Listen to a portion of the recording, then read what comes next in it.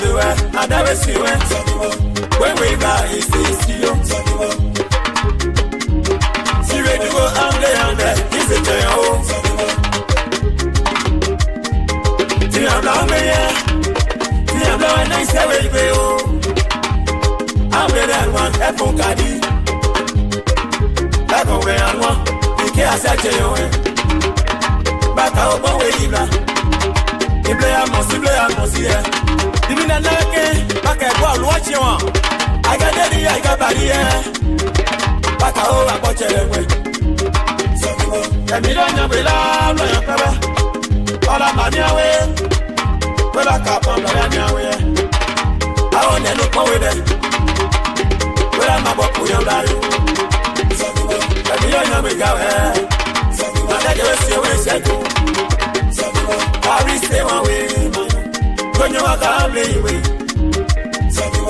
What we fly, you must stay one round. And that they will see wherever. You get never jar. You say, I see you. You see more of lion, say, I see you. That's a big Cuba way. You say, I see you. Say, I take away, man. You say, I see you. And you know what?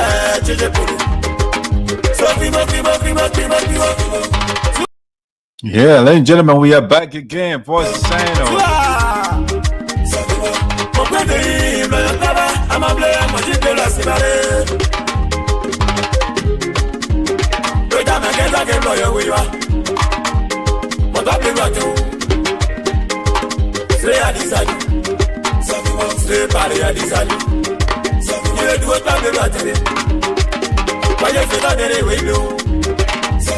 Daniel Sayo, Saya Chela Womble and you.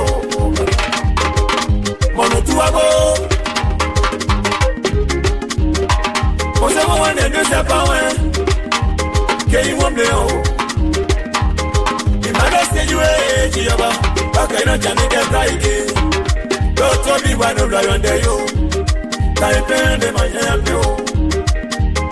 We want to buy the Giba. I'm not everybody. I feel by the road. And I just see what I said. Who will lie? Now what you want to buy you lie? Sinoe County. And your way.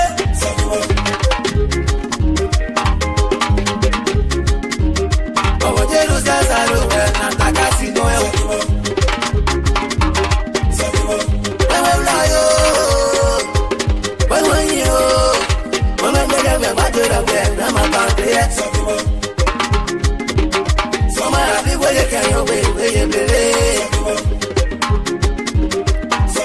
I'm let go away with you. When I'm just like I'm making your way, what they doing? You have to go no job, boy, your way. You got your way. Bye bye. What about my way? We have that one, yeah. I want to go away. Mama, happy where you can away. I'm only. But I got no job. Boy, but I play up when we are more. Boy, away, baby. You might go on my way to do. You might not get your power. Oh,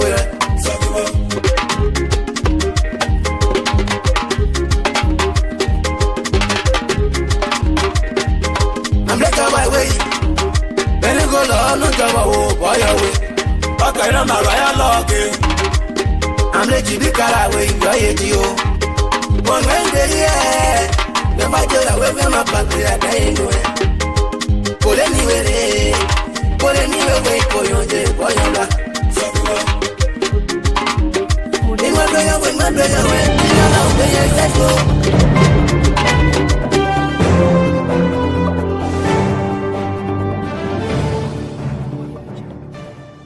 Hey, who Tune there and listen. The biggest online platform is back, and we are ready. It's the Voice of Sinoe in the Diaspora, your one-stop for information, debate, and discovery. Join us every Thursday at 12 o'clock p.m. EST, 4 o'clock p.m. GMT, and 12 midnight in the Philippines, where power, progress, and the people take center stage. The program is with your host, Diaspora Esoteric, the mouthpiece of the God, and your brilliant co-host, Shadow Snare. They are bringing the heat, the truth, and the talk every single week with spotlight, sports, education, politics, and so much more. Listen and listen very well. The program features deep dives and critical analysis from Patrick Bolu and Pickens Jadia. Don't miss out. Catch us live on Facebook and YouTube. Just search Voice of Sinoe in the Diaspora. The program is every Thursday, and you know why? We bring the conversation to you. Voice of Sinoe in the Diaspora, where your voice matters.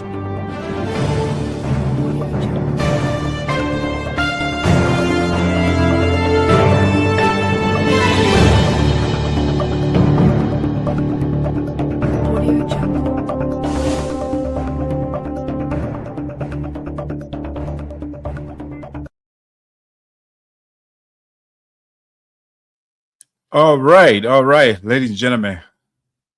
Good afternoon, good evening from my end. Let me do a little sound check here to make sure we are good to go. So give me a second here. Let me mute.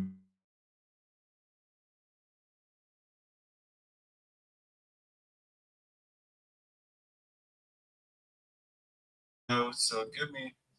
All right, excellent. Looks like my sound is superb. So good evening, good afternoon, whatever you're joining us from. Sorry for the late arrival. There's a lot going on here. Our Voice of Sinoe, but you know we're still trying to settle down. Yeah, we got things switching around here and there. Patrick, if you are there, please activate your video so we can get the ball rolling here. But as you join us, share the link for us. We will surely do appreciate that. Please share with your friends. It's going to be a wonderful, wonderful show. All right. So share the link for us. Join us as well on YouTube.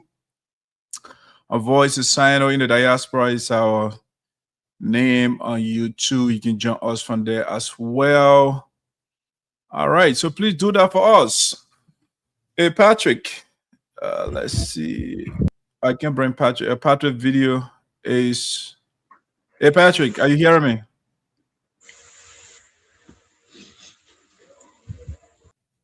All right, Patrick is not ready yet. So if you're ready, I'll bring him back on stage. We're going to have the ball rolling here. All right, guys, how you doing? How are things on your side? How is everything? I hope you're doing great. Yeah, we are doing good here.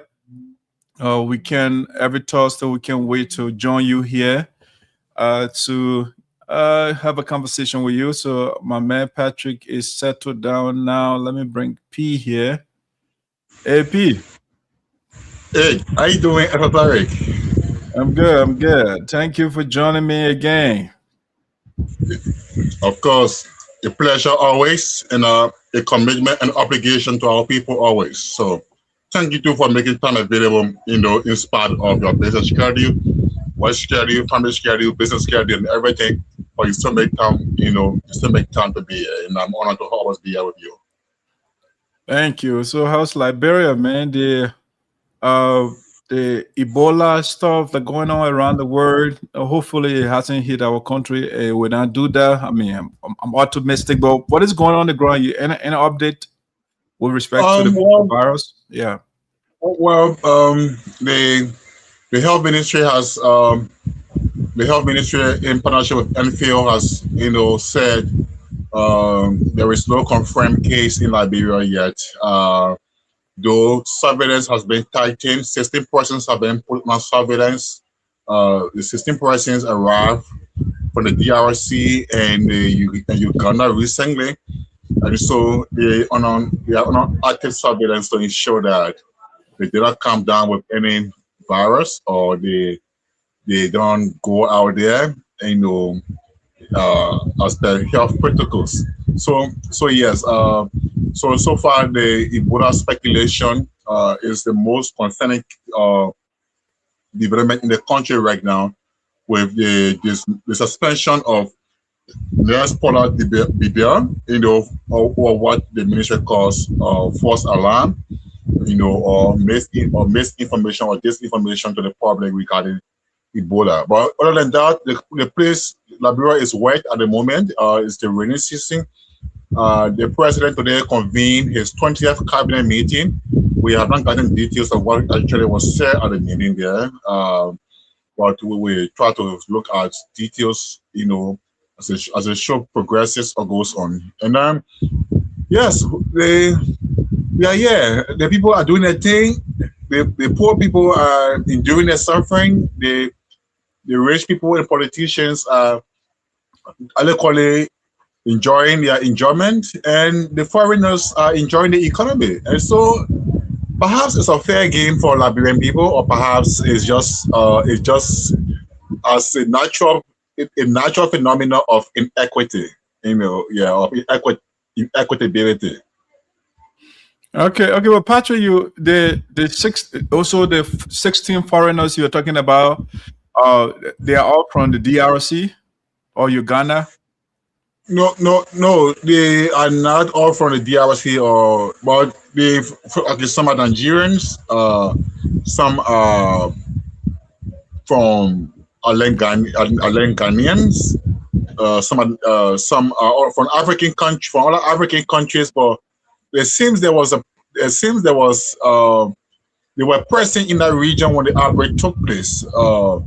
They went for the program or a conference, or a international meeting. They went for there, and then they came to Liberia. They landed in Liberia to as business people who reside in Liberia. Okay, but they're not Liberians. And they went for a business meeting, or maybe went for a conference, or whatever it was. But it is said that they are citizens of different countries, but primarily their trip recently was in Uganda and the DRC. All right, okay, Patrick, thanks for the update. I think that is pretty important to get the non-political issue out of the way first, so that before we get to the rest of the hot topics that we have today on the show. I see that our Sinoe men and women, they are joining us. Please, as you join us, share the show for us. Yeah, sometimes I take it cool, but then I get on fire when Patrick pisses me off. But hopefully I'll be cool today. So Patrick, let's begin from this angle. So since we got the Ebola stuff out of the way, the update, I want us to start from let's see here. I want us to start from this report that is trending, the NAYMOTE report. I don't know whether you have had the chance to go through it and the development that is coming from there. With respect to our county, man. I want you to take a stab at it first. I have some thoughts on it myself. So, what do you make of the report respect to our district, the lawmakers? I think one of our lawmakers were highlighted in the report for not making legislative report to the people. So let me put that. I think hopefully I got that out here. So district number 3, Sinoe County, Mr. Noah was highlighted in the report among. So we have, hopefully my eyes will permit me here, but the guy represented. Let's see, my audio is going in and out here. So we have Representative Ellen Ato Red, Representative Samuel Brown of NAYMOTE County. We got Representative Tar Wambade of NAYMOTE County, Representative Funati Kofa, Representative Nathaniel Bawe, Representative Siku Kwane, Representative let's see, Glikwa, whatever that name is. I don't want to mess with it. And then we have, of course, we have Representative Alice Sonnyboy Noah also listed on the report here. Not making, doing what they're supposed to do, basically. So, Patrick, before I go into that, please let me get your thought first. What do you make of this? the generational change leader, the man we brought to change things for us, and he is not making report according to a reputable institution in the country. What do you make? This is now is a non-partisan entity that is doing this. What's going on, man? What is our man? What is Mr. Noah hiding from us? Well, I think it cuts across, and it is not surprising. It is not surprising actually, because sometimes it is deliberate that lawmakers don't report to the citizens or to their constituents. Sometimes it is due to the glaring fact that there may be nothing to report on, or maybe it's just due to negligence of duty or of responsibility that the people need to know exactly how the lawmakers are working. So it is not surprising. In fact, recently, the man who presides over the House of Representatives, it took him 2 years plus. The citizens had to raise tension. The citizens had to be quiet. The citizens had to publicly criticize him. The citizens had to threaten him before the speaker himself recently submitted a district report to the people. So if the speaker can even submit a report in time to his people, then of course it is not surprising also too that Representative Noah and others mentioned in a report, and will not be able to do the same. No, but Patrick, why should Patrick? I'm not cutting you, but why should our lawmaker mimic the bad example of another representative? By virtue of being a speaker, you are not somebody like superhuman. You are the same human being, just that you have a different title. So why should Sonnyboy Noah mimic such terrible example? Well, I don't know if he's trying. I don't know if his action is indicative, or should I say is emulative of the speaker's own negligence of duty. But I think it is just based on mere realization. All right, speaker. What the lawmakers believe, like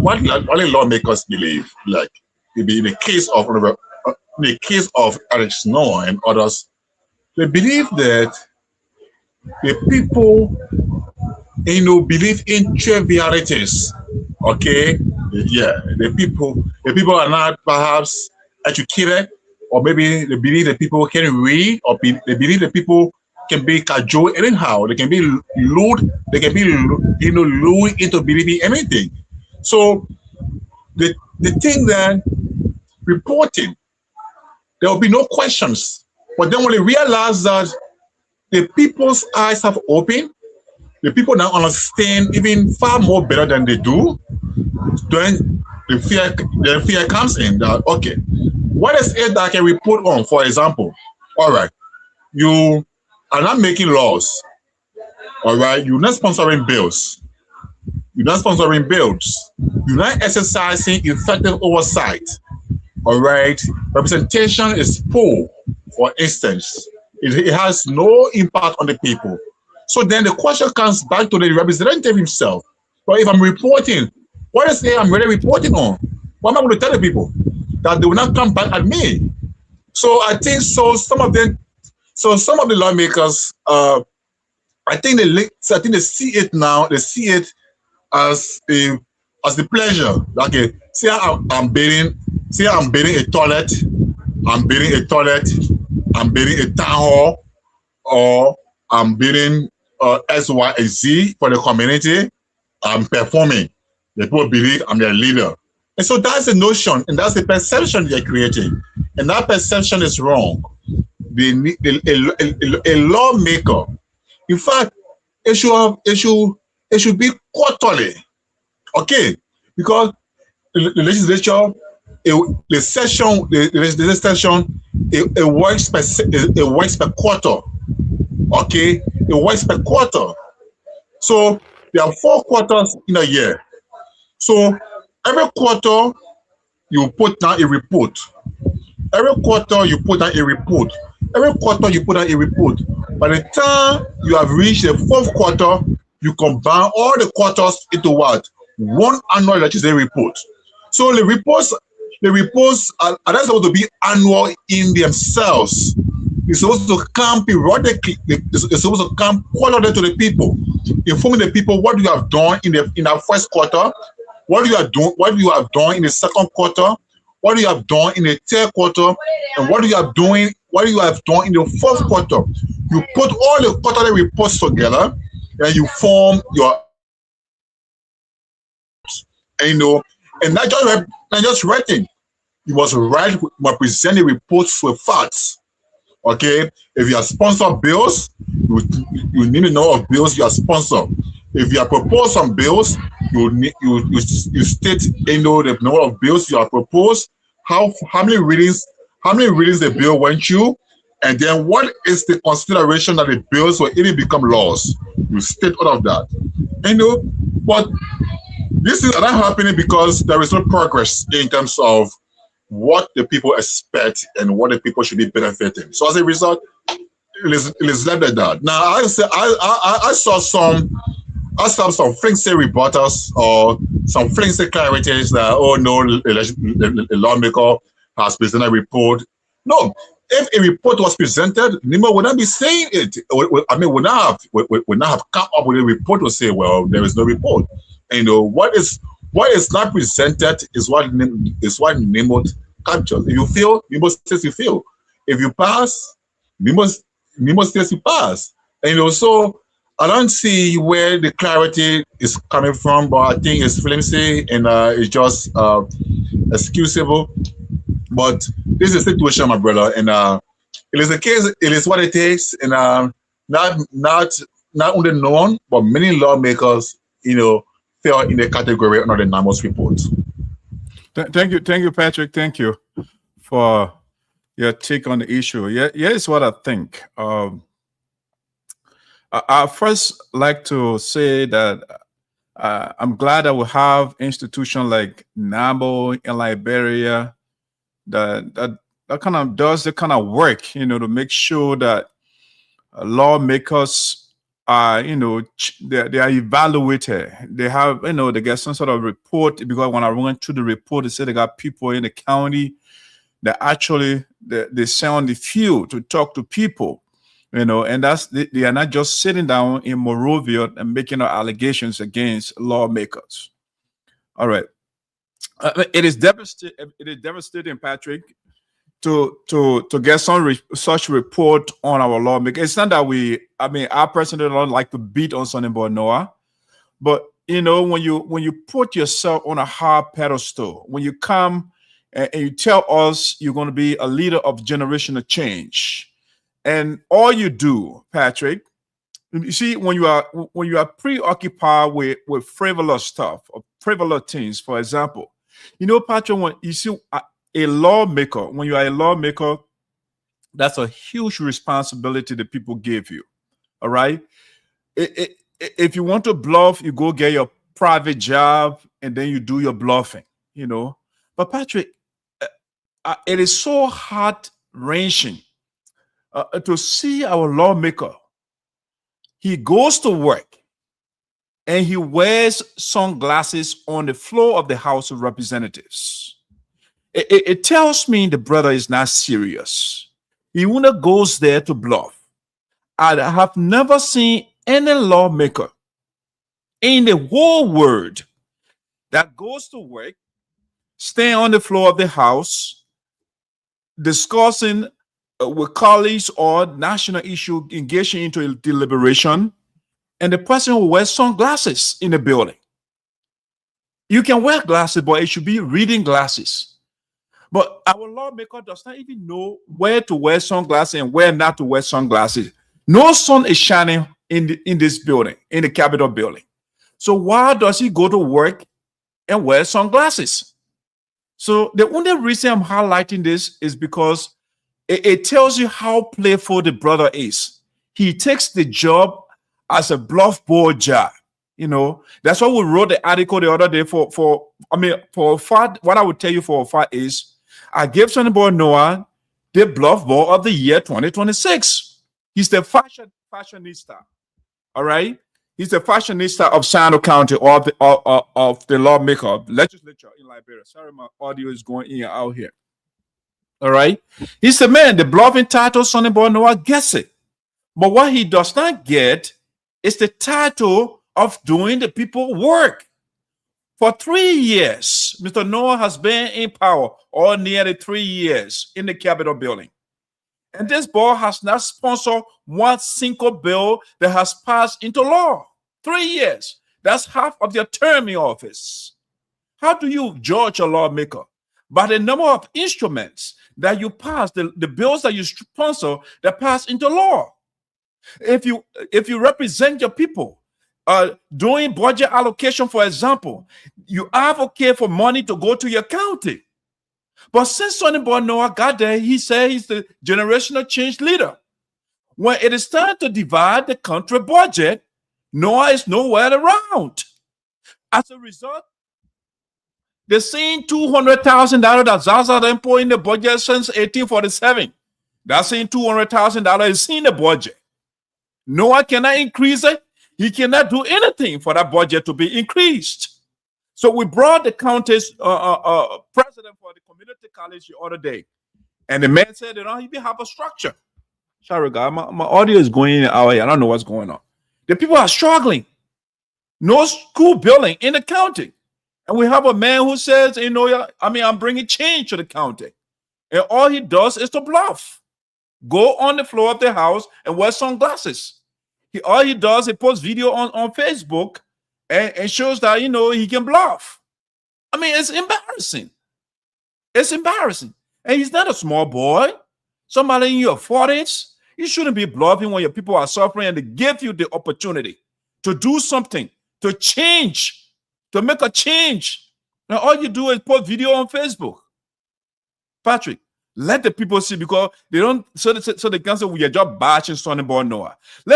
I can be so embarrassed for this boy who was broke yesterday, a broke guy yesterday, and he has a whole compound filled with vehicles, and all he does is walk around and check the number of cars he has.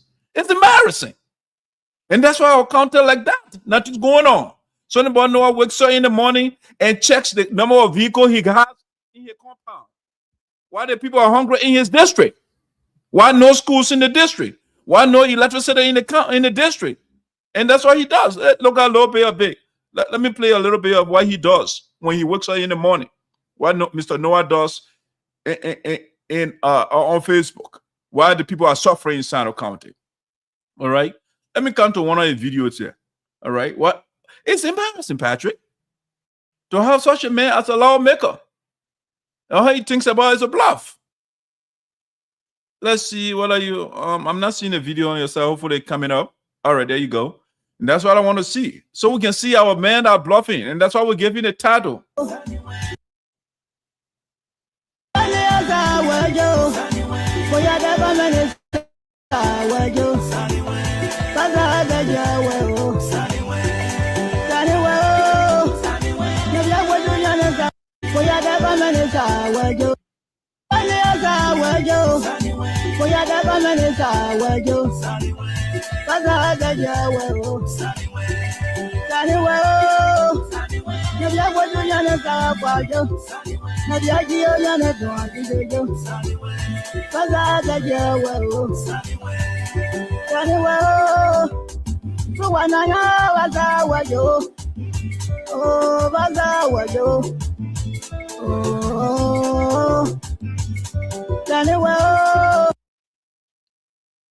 But this is the greater embarrassment in our day and time. What is?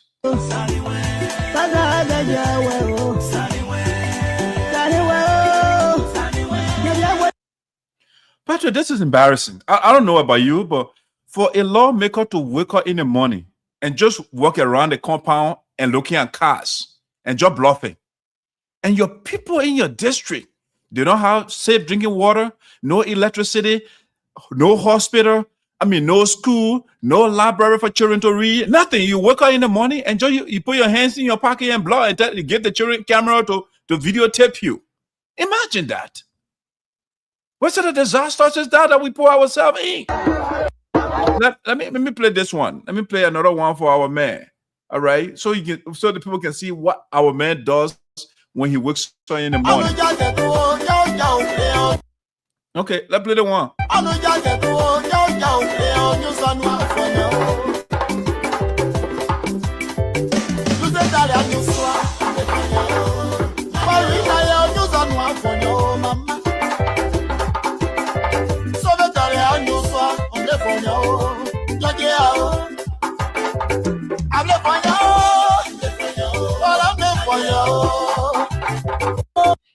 So, Patrick, let me stop this. Let me stop that. I just wanted to show the people a little bit what their lawmaker does when he wakes up, what all he thinks about when he wakes up in the morning. He gives the children a camera. Your videotape me so that people can see. Let me count my cars. And then I don't know whether he understands the music that the people playing or he playing in his song. When you are the fighter of the people, a fighter is not a bluffer. It's not the one who walks around his compound counting cars. No, the fighter is the one who fights for the children to get quality education, for our elders to get free medication. Anytime they go there, they don't have to buy their own stationery. They don't have to go buy their own RV. No. So a fighter is the one who improves the condition of the people. But we have a fighter. Our Fonya, he's a fighter, but no bill to Sonnyboy, no credit. No representation of the people. Time for the budget allocation, Noah is not around. As a matter of fact, he was suspended for 6 months. Just walking beyond another lawmaker for Antikofa. And that's the problem we are. And that's why, our district is like that. It's our people are wretched, poor, and this guy is just looting and bluffing in front of the people. And when we tell them, they say, "Oh, he's jealous." Why should I be jealous of Noah? Noah, it's just embarrassing to see such a man to be my representative. That's why it is. That what it is. And they are reporting that, reputable institution in the country. They are saying the man is not doing anything. So, Patrick, okay, when the report came up, the Noah office came up and said, you know what, they are reporting, they are refuting the report. The validity of the report is in question. So, Patrick, the guys came to refute what NAMO reported, but then they validated what the guy said. The spokesperson, Patrick, our office is done. The kind of people that beyond Sonnyboy Noah. If you are running a legislative office, Patrick, you need serious people that will conduct research, for example. Anything that the lawmaker wants to know. You need people that will do intrinsic research on that thing. They will do good research and they give you quality information. If you have somebody you call your political advisor, is somebody who is astute, who knows what they're talking about, who study politics, and they know geopolitics. They know economy, they know a lot of things. So they advise you. You got Martin Zanwanya Kozo. The only place Zanwanya has seen at Morovia, from Zanwanya town to Morovia. And you made that man your political advisor. What can that man tell you? And he comes on Facebook. I don't know whether they brainstorm. They don't have any meeting. The man just comes on Facebook. You see, part of the reason I'm talking this thing is not that I want to bash those children, but it's my office. It represents my office. So when the people come on and just speak recklessly, it embarrasses me. The spokesperson of the people, the elders and the ancestor. And somebody will just come out and just start talking. No consultation, no research on anything. They just come on Facebook and talk. Let's listen to Sonnyboy Noah spokesperson. Two of them came on and spoke. the chief of office staff for Sonnyboy Noah, Oliver. And then Zawanja came up. He's a political advisor, whatever title they gave him. The man said he refuting the people research that they did for months, if not years, to gather the data. When you go through that report, it's extensive, detailed. That man came from Sonnyboy Noah, gave him $5 to put data on the phone. The service is not even reliable. You know what? The internet getting me hot now. I said, what? Is this the spokesperson for the representative of my office? He cannot even get reliable internet service. But we are in trouble in that place. The people that are the face when Mr. Zaza was in that office, you see the caliber of people that were there. That young man that were running the office, Oliver. I don't know. We are we let Oliver people there, you know. So Oliver, very level-headed young man, you were running that office when they got before Mr. Zaza post out in a statement. The guys will conduct real research. They will make sure the information, and you know the leader too, he knows a lot, he's educated, he's been on the political scene for a long time, so he does not speak capriciously that Noah and followers they do. So this is what Noah's spokesperson say after the people put their report out. Let's play the video for you, Patrick. I wanted to put it on the stream, but for some reason it's not going through, so I have to play it for my Facebook page, guys. So let's listen to our spokesperson, our office spokesperson, okay? The man that Sonnyboy Noah appointed to speak for him. What an embarrassment. With all the smart ladies and men, young people in Sinoe County, you go take Zawanya to speak for you? That's a disaster. That our office, no respect for our office. Bring Zawanya to come talk for you. Man cannot even speak English properly, and that man you go speak for you. All right, I tried to get that thing up here, Patrick. Let's see. Yeah. Why you are getting it? In fact, Zawanja is not the spokesman of it. Yeah, go ahead. He's not a spokesman. No, he's not a spokesman. He's just, I mean, he's just derailing of his own, responsibility of function as a political officer. It's not a spokesman of the office. It's the representative should have a media person that speaks or that responds to to public concerns. Right. But Patrick, let's get this out of the way while you are talking. Let me just play the video to see the embarrassment. Okay. This is bad. To have a birthday celebration in Tocqueville. While on one day, the mayor invited the entire 5-title district to Sanquin to have a birthday celebration in Tocqueville. While on one day, the mayor invited the entire 5-title district to Sanquin to have a birthday celebration in Tocqueville. While on one day, the mayor invited the entire 5-title district to Sanquin to have a birthday celebration in Tocqueville. Wow. So, Patrick, people are accusing your boss of not making report. And the man came out to say he gave me a rebuttal. And he said, you know what?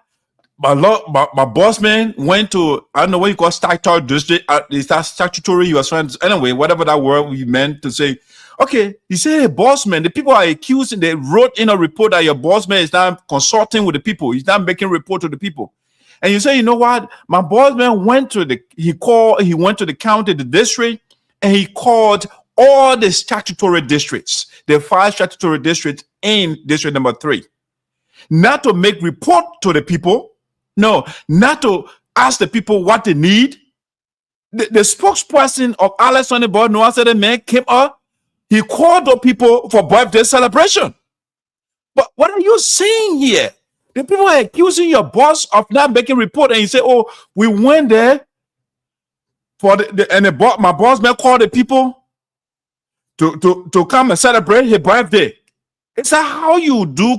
I mean, you do report?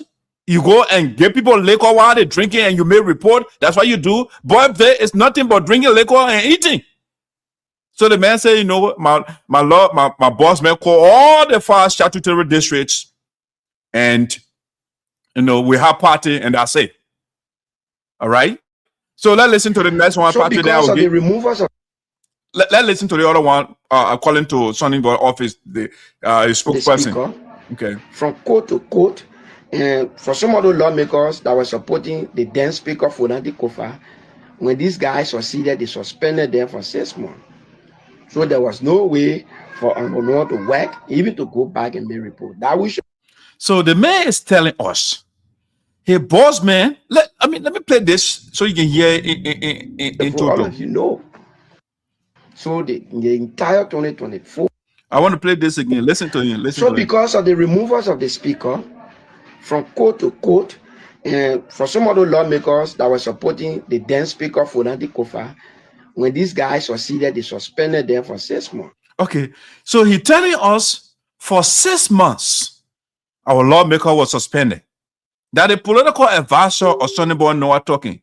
For 6 months, Sonnyboy Noah was just sitting around and doing nothing. Okay, it's from his office. I'm not the one I'm making it up. Listen, they say the suspended Sonnyboy Noah did not go to the Capitol building to represent his people. He went there to war beyond Fonandi Kofa for another county, from Grand Crew County that has nothing. That place the people are suffering over there. And Sonnyboy went there and you were only walking beyond Fonandi Kofa. And his office staff are telling us, yes, they suspended Sonnyboy Noah for 6 months. You know what that means? That means the people in his district, they were also suspended. Okay? Because he's the one that we sent to represent us. Listen to what he said. So there was no way for Noah to work. So there was no way for Sonnyboy Noah to work. What that means is the people in district number 3, well, no success for them. Nothing for them. They are just sitting there because Sonnyboy Noah is suspended. He's walking beyond Fonandi Kofa. To go back and make report. That we should for all of you know. So the entire 2024, we did not go back. Tell the network, sorry, you know, the network keep disrupting my video, so I'm sorry. Like I said, so the entire 2024, we did not make report. There you have it. The entire 2024, Sonnyboy Noah did not make report. Let's see here. All right. The man just told us the entire 2024, there were no report. Okay, Patrick, before I bring you in here, think about this. Okay, assuming that there was a fight in the Capitol building, right? Okay, let's just say, Patrick, you're part of the network, and I send you somewhere to represent us. If there's a fight that broke out there, after the fight, you will not come to us and report to us what happened. You will not make any report to us. So, Sonnyboy Noah's representative, his spokesperson came on Facebook and said, Noah, the 2024, the first 6 months, nothing happened. We were just fighting. After the fight, Sonnyboy Noah did not go by and say, oh, this is what happened. We went to work and this is what happened. There was a fight in the Capitol building. I get punched in the eye and the people suspended me. You know, so that's why I was not working. He didn't go there to make reports. So his spokesperson said for the entire 2024, there was no report. Okay, assuming that you didn't make a report for 6 months, right? How many months in a year, Patrick? Under 12? So what happened to the other one, the other 6 months too? Why you didn't make a report? Assuming that the first 6 months, you guys were fighting and nothing was going on. Even though you can still go home and report to your people, this is what happened for the first 6 months. What was going on in the Capitol building. Report that to the people, but you say, no, we will not report to the people. Okay? Well, how about the second half too? Why you did the whole 2024? You did not make any report. And the people just said that's exactly why you did not do. You are validating the people. But Patrick, let me give you the opportunity. It's sad for us. So honestly, it is sad and unfortunate, actually. You know, and Martin is forced to speak or forced to write on Facebook, running all over the place because it is mandatory. You know, it's part of their mandate.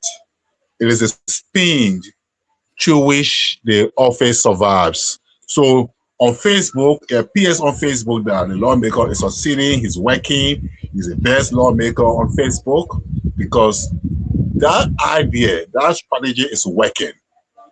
That every staff, before if you get in the bed, if you get up from bed, the first thing you do is a Facebook post, or in the afternoon your lunch. So the office obligates each person associated with office, in the daytime, you have 3 posts to make in your daytime. 3 posts. If you wake up in the morning, your breakfast is a post. Your lunch is a post, and your dinner is a post. And probably going to bed, going to bed, there must be a post. So that is a strategy, and it is working. But it is not working positively to the benefit of the people. But it won't pleases them. It satisfies the lawmaker that yes, my boys are working. And so Martin forces himself to be the spokesperson when he is not. So that's why these gross mistakes are being made. Now, to the flimsy excuse he's making on the 2024 saga, in fact, by virtue of the lawmaker's responsibility and obligation to the people, that 2024 situation, that saga, that's standoff or impasse, legislatively, it put the lawmaker in a better position to even report to his people on what happened on Capitol Hill. Exactly. So the fact that there was an impasse, the impasse did not start any lawmaker's function, because the function of the lawmaker lays with him, or it lays with her. All right. Yes. It lays with him, or it lays with her. That title, honorable representative or honorable senator, it lays with that person for 6 years or 9 years. So it has no limit as to when you can exercise it. Now, if Ellis were on his way to section and he was attacked, somebody can be charged for disruption or obstruction of legislative function and can go to jail for it. You see, so it presents the 2024 situation. It presented itself perfectly to call a town hall meeting of your people, informing them of what had happened. The Capitol building, in fact, for the first time since the 50s. The Capitol building was constructed in the 50s, all right? I think 1956, it was dedicated in 57. Since that time to present, it was never touched before. Even the water fort, it was never burned down. But the situation in 2024, it has caused the Capitol building to be flamed down. That would have been a good report, a perfect report to the people. Okay, in the same situation, 2024, as per our legislative period, there was an impasse arising from the illegal removal of Frankie Kofa, which stood to a Supreme Court case. So you are telling the people what happened in the legislature. So it was not an excuse. Somebody who legislatively, somebody who is informed legislatively of their responsibilities, of their functions, or of their duty to the people, that situation in 2024, it presented itself perfectly to a good lawmaker to present to the people as a case, for reflection.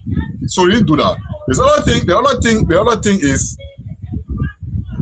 you say the lawmaker going for a birthday party. Birthday party is not the forum. It's not the forum prescribed by law for the presentation of a legislative report. No. Okay, the forum prescribed, the forum prescribed or by law is not a birthday party. Because at a birthday party, you know what can happen there. All right. They're doing liquor. They're doing liquor. They look for girlfriend. They get new numbers. People would not be numbered, all right, in their thoughts, in their opinions. People would not have the time to even ask rational questions because they will have been intoxicated. So a birthday, I mean, a birthday party. people, the people are drunk. He said he tossed the kid. Go ahead, my man. Go ahead. Yeah. A birthday party is not a perfect forum or a legally prescribed forum, for such thing. What you can do, what a lawmaker is required to do is to call, and they call it a Palava Hall forum, or maybe a city hall, or a town hall, or somewhere in nature, or somewhere conducive for the people to have the voice to speak. All right. If you call the people to your house, in fact, if you call them to your house to present a report, the people will be frightened by by virtue of the way they find themselves. So they will not even hold you accountable for whatever you give to them. So the law says provide a perfect forum, and that forum is best described as a community town hall, a community a city hall, or a community forum where you can meet. So all those things Martin saying, I mean, definitely he only saying those things to appease his boss, or just because he wants to give an excuse, or he forced to speak. Patrick, let's look at the second man in command after Upo Zanwanya, who is the political officer for him. Let's look at the man who is next to Sonnyboy Noah, Oliver Davis. Okay. Yeah. So Oliver Davis, my disappointment with Oliver Davis is before you come on, let's look at what he wrote, and then you can react to it, and I can react to it, and we'll go to the next thing. Okay. So today, let's promote the guys, so they won't be up here now. So they may put our picture up. Yes. All right. So Oliver Davis, I mean, Patrick, you want to put yourself on mute? Yeah, so Oliver, it's bad if you don't have the right people to work with you, because the people you surround yourself, it tells the quality of the leader, right? The mind, the way the leader thinks, okay? So when you give a potent criticism, when I present a viable criticism against Noah, the only thing Oliver can say, I should go to Grand Jedi, I'm a Grand Jedi man. I see someone there wrote the same thing here. You see, at least I'm from somewhere. Even when you say I'm from space, I guess I'm gonna home. That is no involved. That is a moot point. You are not debating anything because it's not making report. You are not refuting that claim, and you are going personal. Oh, from Grand Jedi, in Lofa County, the same division that divided our country. That was same thing Sonnyboy Noah is teaching the children. All the thing about division. Oh, they want from Lofa. They want to marry Lofa woman. They want to marry Sapo woman. I mean, what kind of bad thinking the guys? I mean, they have anyway. If you have a leader who does not train your followers to think properly, that's what you get. You get those guys. They just say all sort of things. The guys in your office. Oh, go to Grand Jedi County. Grand Jedi is not in Liberia. Where is Grand Jedi? It's in Liberia. So how you tell somebody? So Oliver Davis came to the aid of Sonnyboy Noah, and the man indicted Sonnyboy Noah just the way the other guy did too, or Mounty. They all indicted Sonnyboy Noah. Okay, let's see a comment. What he wrote. Let's see what I have it here. Let's see. Otherwise, I'll put it. I got it on my phone. I'll read it. Okay, there's a portion of what he wrote. Okay, the people say your boss man did not do anything. The man said, you know what? We went to the county to have party like Martin already told us, and we called the people to come and dedicate Noah a new building. And the man said, you know what? We gave a legislative report, and this is why part of it he wrote. He said the man cannot even spell renovate correct. He said RAN. Anyway, we're not doing grammar spelling. That bad thing. Our office is horrible. So the man said we renovated the iconic Berebo Creek City Hall at the cost of more than $40,000 United States dollars. That's what they bought to us. They renovated a town hall, all right, I don't know what the guy, Sonnyboy Noah been to the US, partly he knows how a city hall looks. All right. Okay, let's put the building on the floor that the guy said they spent more. He didn't say 40,000 United States dollars. He said more than 40,000 United States dollars. Let's put the building there. I will put it on the screen, Patrick, and let the audience, let the judge for themselves whether that building is worth. All they did was change the roof, the zinc, and then they painted it. That all they did. When you go in the building, nothing, no electricity. The building does not have its own generator, nothing. No how you call AC in the building. When the people go there, they're sweating. Okay. The man said he spent more than 40,000 United States dollars. We don't know how much that money. Say more than. So it could be 50,000, it could be 100,000, it could be 200,000. The man said he spent more than 40,000. Let's put the building on the stuff so the people can see it. This is the town hall in Bedeboro Creek City. This is not City Hall. Because Patrick, a City Hall, maybe I'll put Philadelphia City Hall so you can see it, right? So you can know us. Because City Hall has different segments, different things that are going on where the citizens can go get a problem to address, right? You have this town hall. Sonnyboy Noah often reported to all they spend more than 40,000, not Liberian dollars, 40,000, more than 40,000 United States dollars to change a zinc and pin the building. That was Sonnyboy Noah and a team. A chief of office staff reported. The guy that is standing in front of him, the man who is second to him in the office, Oliver, that what they posted, that what they said they put in their report. More than $40,000 that one they spend. Patrick, these guys are stealing from the people. They are looting from the people that what they are doing. Because their building does not worth more than 40,000. It does not even worth $10,000 before you would tell me more than 40,000 United States dollars. We need the GSC and the LSCC the way that NAMO did for Sonnyboy Noah to be audited because he is looting.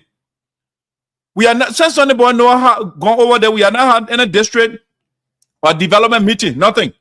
No development meeting. Sonnyboy Noah will just come and pin the building and they pressing him. And the same people say they have not received a dime of legislative development funds. They have not received anything. Okay, where is Noah taking more than 40,000 United States dollars from? More than 40 to pin a building. Where is he getting the money from? So Noah is doing something fishy that we must hold him accountable. The guys are looting from us. And they say, okay, Patrick, if you have a legislative report, right? The report is for Sonnyboy Noah office. Should you keep it in the drawer of Sonnyboy Noah? Or you put it out for us to see it? Put it on the website, have a website for us to see. And then report is a public document. All right? Patrick, right now, if you go online, the institution, or wherever you put my name there, you'll see me. You'll see how much I make. Because it's public stuff. Okay? But Sonnyboy Noah is a public official. He has a report. According to them, they got a report. Nabo got to tell us that Sonnyboy Noah did not make a report.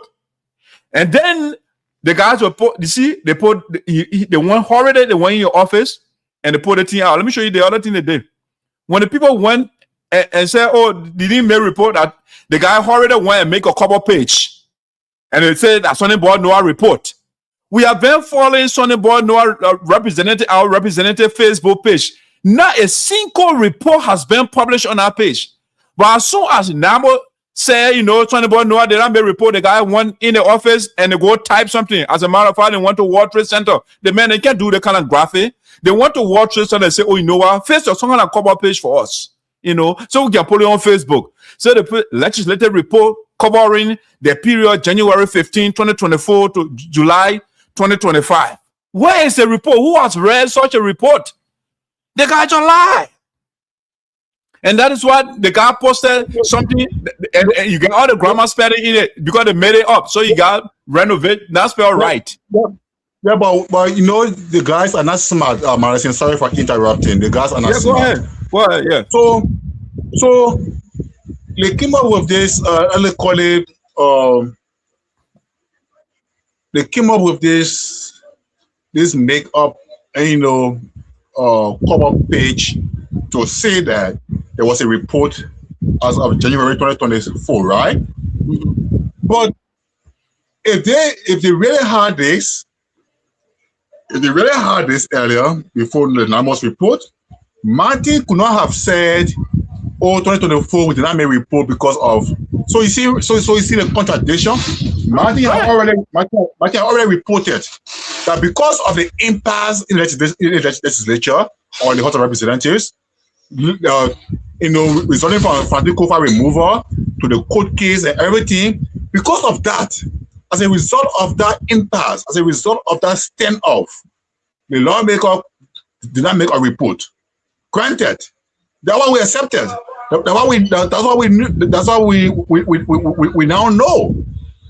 So to come back, and come up with something different, then of course it's a contradiction. So I mean, this cover page exposes, the propaganda they try to introduce here, and this is how the guys been running the office in a position of trust. In a position of trust, you forget about propaganda. You just provide service and leadership. The rest will fall in place. You look for a professional communicator, a seasoned communicator. I mean, somebody who knows and understands the rudimentary of communication legislatively. You look for that person. So once you provide service and leadership to the people, the rest will fall in as per the term of reference of the person you have in communications. The rest will fall in.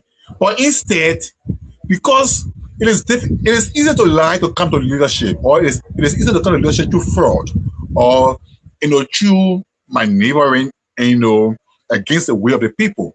Okay, so if you come to leadership by luck or by some sort of fraudulent arrangement, then to lead becomes difficult as well. To provide that needed service becomes almost impossible. So the only thing you rely on now to succeed in that leadership or to succeed in that service is what? Is to trail on the path of propaganda. All right, so the guys use these chicaneries, they use deception, they use their Facebook, their Facebook posting every day. You must post something about the lawmaker every day. You must say something about the lawmaker. You must post as many pictures. In fact, the guys use a method that says if something will happen in 2 years, you announce it. You make it a news. All right, you make it a breaking news. Yeah, something will happen in 2 years. For example, in the case of the defective school buses that were bought and now broken down, in fact, before the buses were even procured or those vans were even brought into the country, they were announced 1 year, almost 1 year, 2 years to the time they were even procured. So the guys ran with it as a breaking news until eventually they got it. So they went to the cyber conference too. They said, okay, say it worked in the first instance that we use the first, we roll on it first and it succeeded, we'll ride on it again. So they go down to the cyber conference, for example, to say, okay, we'll give you a bus, 18-seater bus. We'll give you another bus, or they will be after 1 year. So now they came on Facebook again, ran with it to say the lawmaker has donated a bus. No, he did not donate a bus. You see? So I mean, we can just go on. Yeah. I don't want to be on the topic too much. We have other issues to discuss. It's bad, man. We can discuss on the board, like you right, it's there all day because the guy is terrible. I mean, he's not only terrible, he got terrible people that are working with him. And so we are not making any progress. All right? We're not making any progress. Nothing is happening. I mean, no, you're not receiving legislative money, nothing happening, but you buy buses and those things. Where are you taking the money from when you ask? They can't get any report.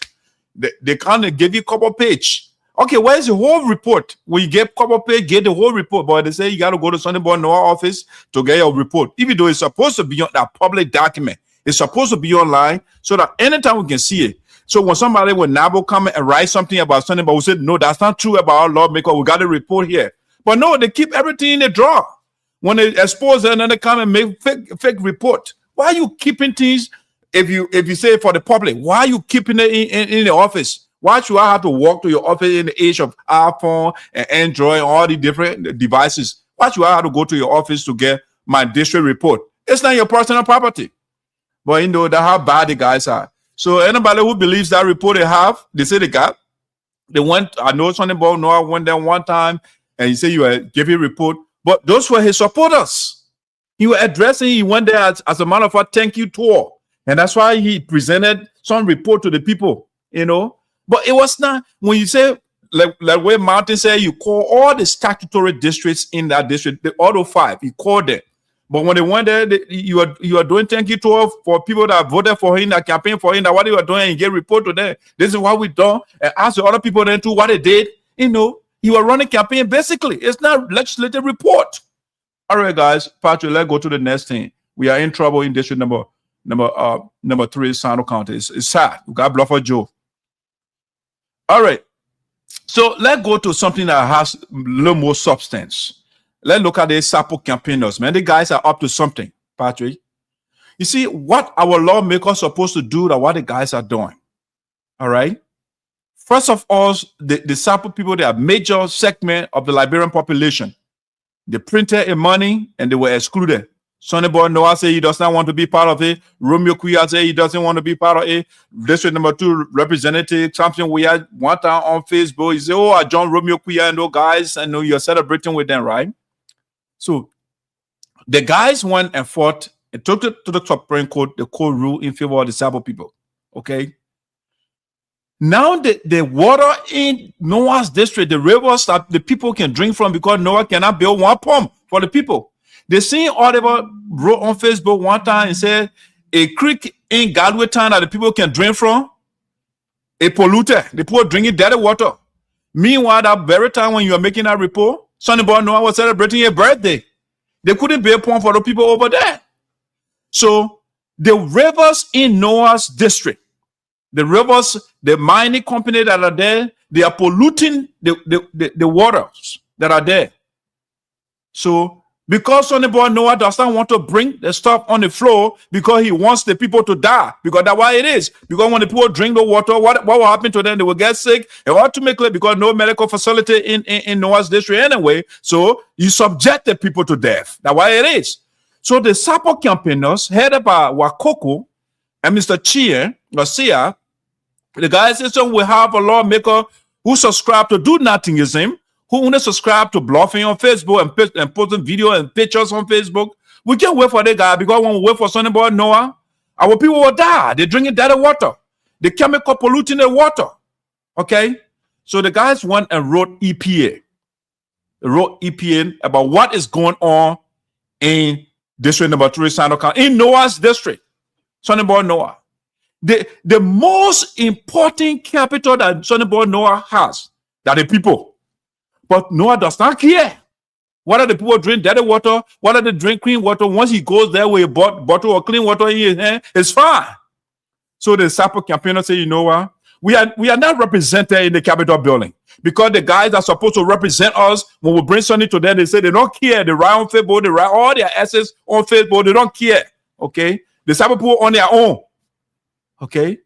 So Wakoko and Mr. Sia, the Road EPA, Environmental Protection Agency, the companies that are polluting rivers in Sinoe County, and they were banned, they were suspended. Patrick, you know that, you read that top topic, that story. I want you to opine on it, man. That's an awesome development. The guys are doing a good job. Go ahead.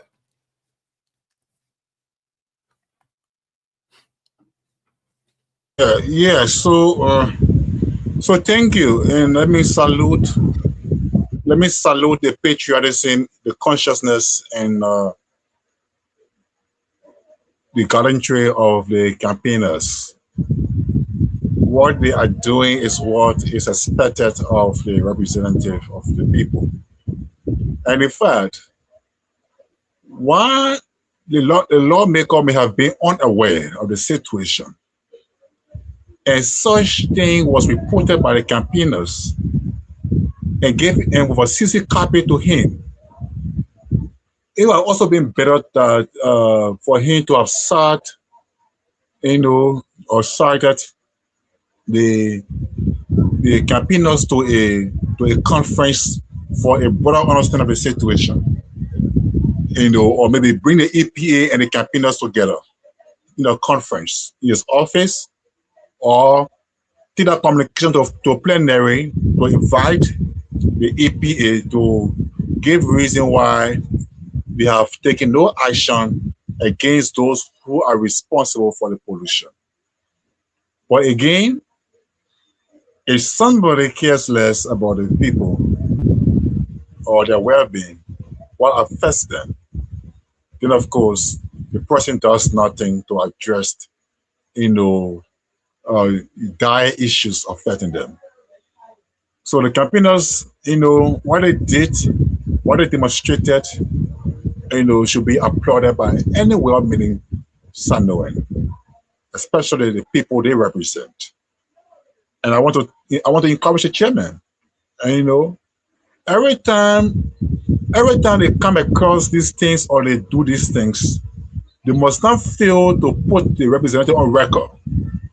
Yes, put him on a record. Not that he will do anything about it, not that he will solve the problem, not that he cares about the situation, but that he is ought, to do right, what he's not doing.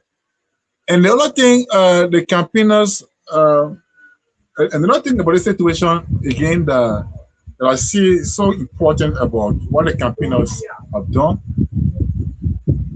The situation reported, it might be just one of many situations the people are faced with and are pressed with. That might be just one of many situations, because the other situation, the soil on the highway. What happens to towns outside or off the highway, off the main road? What happens to those towns? So our people, they are suffering. Our people, they are suffering.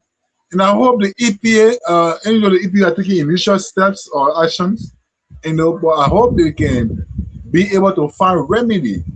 In this 21st century, we are still talking about hand pumps though. But President Bwaka was even saying the last time, there should be the whole idea about hand pumps. Those are ideas of the 19th century, ideas of the 17th century, of the 20th century. People using hand pump, and no, people should be using a faucet, just tap water. Should be using tap water, But again, if the people perish because it is not them that lack vision in this instance case. They perish because the leaders lack vision. And until the leaders can see vision, can see reason, the people will continue to suffer. And it's not, the people too should not be surprised too that they are going through these things. It is the leader they elect or elected. So yeah, that's what so far that's what I get to say on this situation there with the EPA and the pollution, the polluted water. All right, Patrick, well said. Thank you. I think, two things you said. I talked to the chairman of the SAPO campaigners, and they say every time they send a communication, they can CC their lawmakers. As a matter of fact, with the EPA stuff, they said they even went to the office and Sonnyboy Nord, he said you were too busy for them, Yeah, so they do that. I also agree with what you say. I think that's something I've been saying. Patrick, we are in 2026. There shouldn't be hand pump. Water should be running every home, Sonnyboy Noah does not use hand pump. All the leaders, they don't use hand pump. Water running through their houses, So why the people that they represent got to be using hand pump, So it's the leadership. We got a serious leadership problem in our country, all right? But I want to agree with you on that. But before I will let go of the topic, I just wanted to say a gigantic thanks to Mr. Wakoko for what he is doing together with Mr. Seya. Keep on the good job. What I know for sure, Patrick, a lot of the major changes that we saw around the globe historically and even in our time, it's not always influenced by politicians. It's the ordinary people that can stand up to bullies, to tyrants, and they say, you know what, enough is enough. So even if you come to the US, for example, Martin Luther King was not a politician, but he fought for the rights of the people, all right? If you go to India. Gandhi at the time, he was not in government. He was not a politician when he fought for the freedom of the people. All right. So what the SAPO campaigners are doing, that's what citizens that actually mean well for the people they're supposed to do. If the politician, because a lot of times our politician, we already know that district number 3, we don't have anybody there, people that have care for us. No, they're only there for bluffing, to buy clothes, come to Europe, go to America and buy the latest Ferragamo and the Versace shoes and clothes. That's all they think about. It's not about the people that are suffering in their district. Okay, they say they don't have money, but they're buying cars all over the place. The whole compound is lined up with cars. And the people are suffering. They're drinking dirty water. The companies are polluting the water in your district. But the citizens themselves, they got to do something and say, you know what? We can't depend on those guys, or else we will be dead. Because they're not drinking from the creeks and those things, so they don't care. Noah does not even go to that in the district easily. He goes there when he wants to dedicate his new house or have a birthday party. That's the only time he goes there. And they call the 5 statutory district to go and dance. All right? So, Patrick, that's the issue. Let's go to the next topic here that I want us to talk about. Let's go to I mean, it's sad that we have to talk about Noah all day. It's just sad. But the guy is very, very inimical to our people in our district. We have a brilliant port director, Sylvia Talley. The port that Sonnyboy Noah left rotting. That woman refurbished that place in less than 1 year time. Okay? Sonnyboy Noah looted from that port to the point where he could not even put zinc on top of the building. Or buildings, I should say. And that woman went there in less than 1 year. Go see the port of Greenville right now. It's in different shape right now. Partly you know that more than me. The latest campaign, because before when the woman got there, the guys fought her in the first place to get there. They never wanted her there. The Romeo Queer, even though Romeo Queer are Patrick man. All the guys, they fought the lady. And the woman won. She running our port perfectly well right now.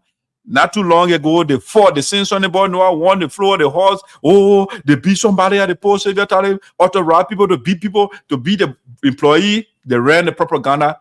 It didn't work. The woman was suspended. Our activity at the pool were put on hold because Sonnyboy Noah and Romeo Queer and those guys, they don't want Sylvia Talley. President Joseph Boyka did not listen to them. They sent the woman back. The woman is working, doing her thing. She's now into inner politics. The guy started another Sonnyboy radio. It's not that why I say you shouldn't call that thing ED3 because it's D3. It's not for the district. It's the Sonnyboy Noah news radio station. So they can just wake up because they see Sylvia Talley as a political threat for 2029. So they're doing everything to destroy that woman. Okay. So the latest development pathway that you know of, they created a story that the woman who is helping what Sonnyboy Noah supposed to do that he's not doing, the woman will go and bring and encourage people to bring medication to help our people. All right. The woman distributed medication. Pastor, maybe you narrate the story better. Give medication to our people. And the guy said one woman took the medication. She got rashes and irritation on her skin. So Sylvia Talley get the people expire and buy medication. Pastor, I think you got the audio. Send that audio to me. Let me play it when you talk to the woman herself.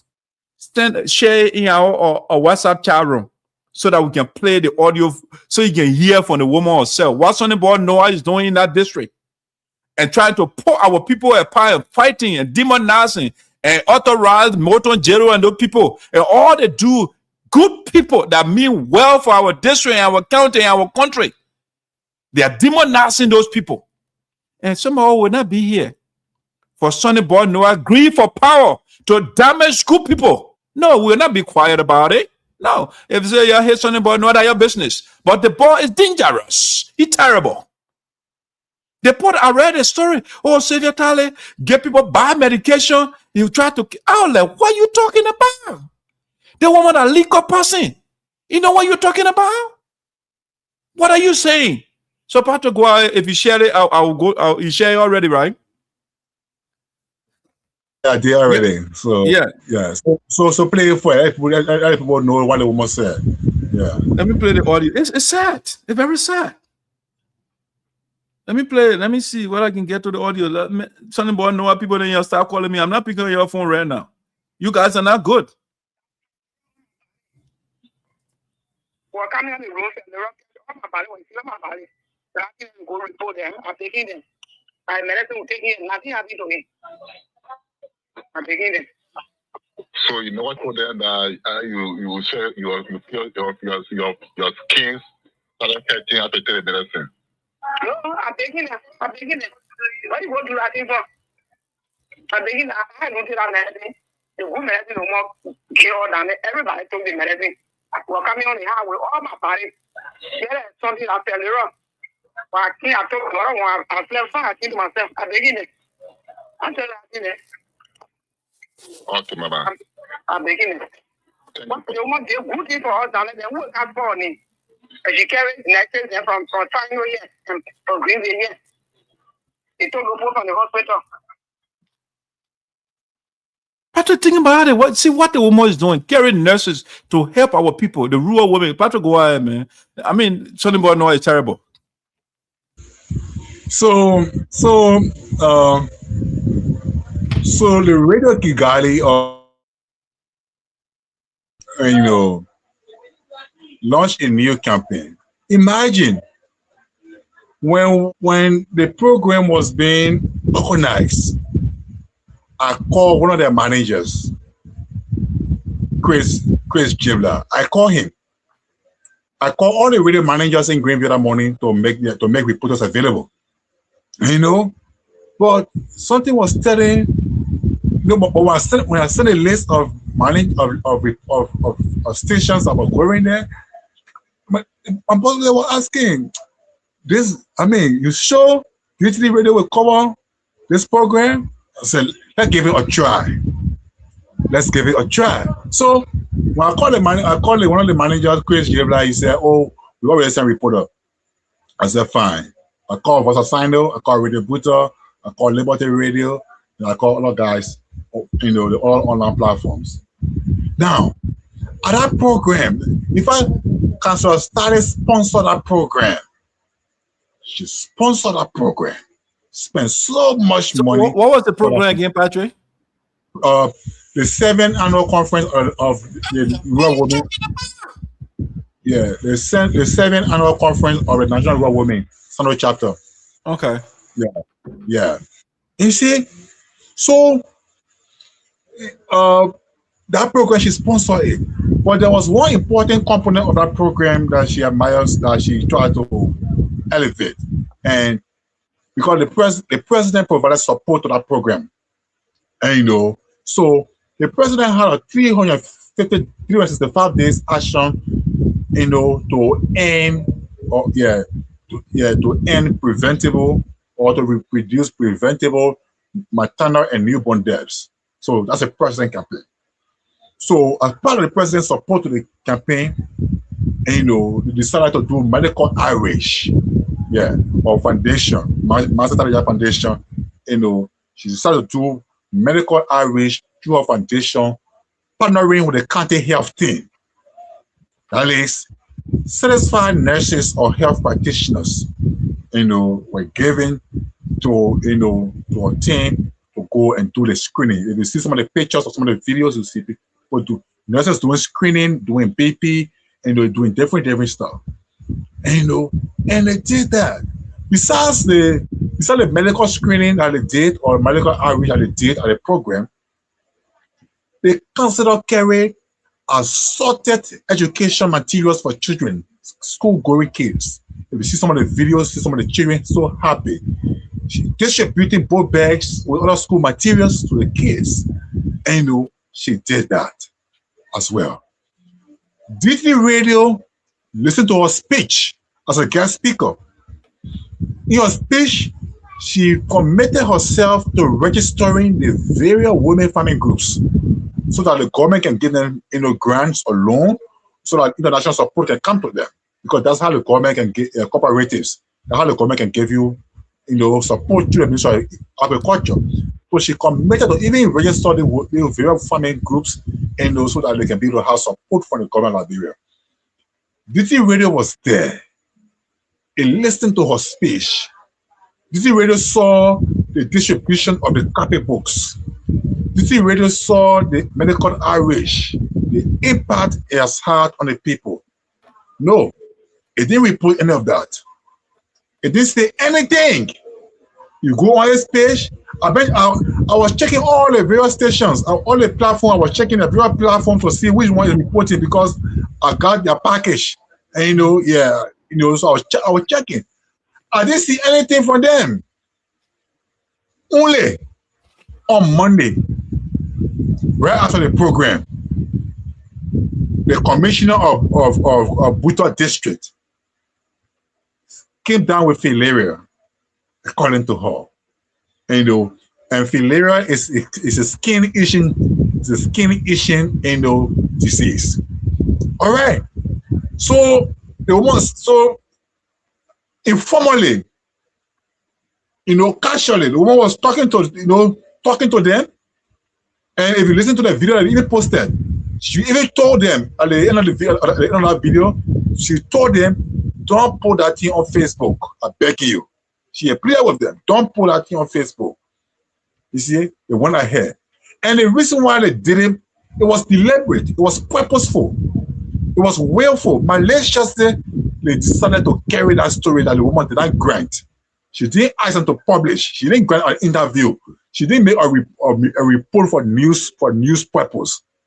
And they carry it purposely to damage the woman's reputation, cancer reputation, to spoil her name, to make her ugly. Because you know what? Let me understand the implication that you give somebody medication and something happened to them. They didn't think about the implication.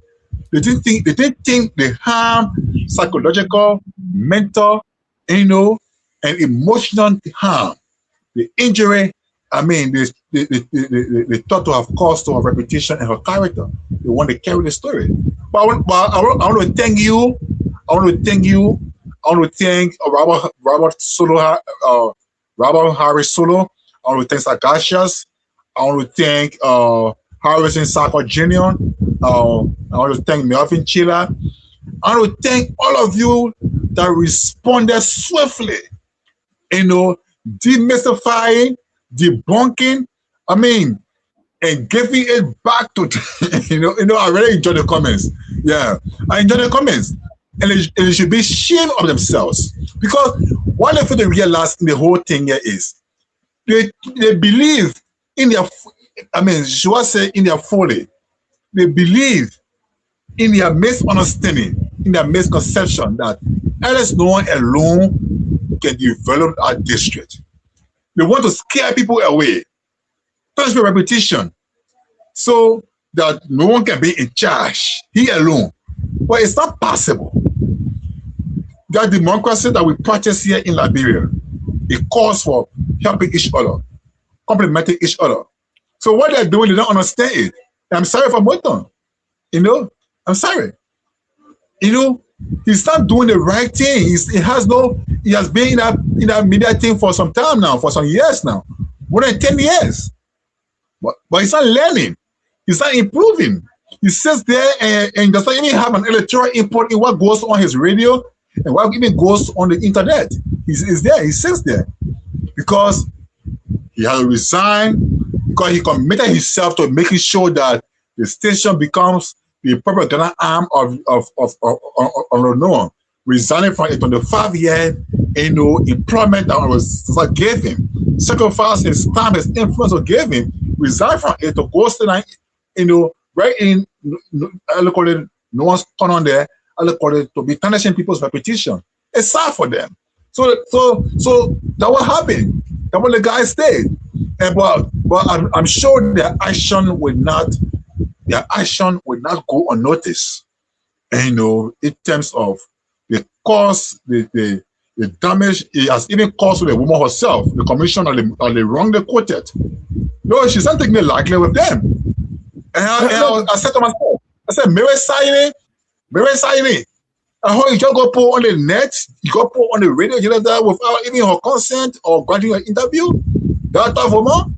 So you hear the news. It would not end well with them. It would not certainly end well with them. Yeah, and that's definitely.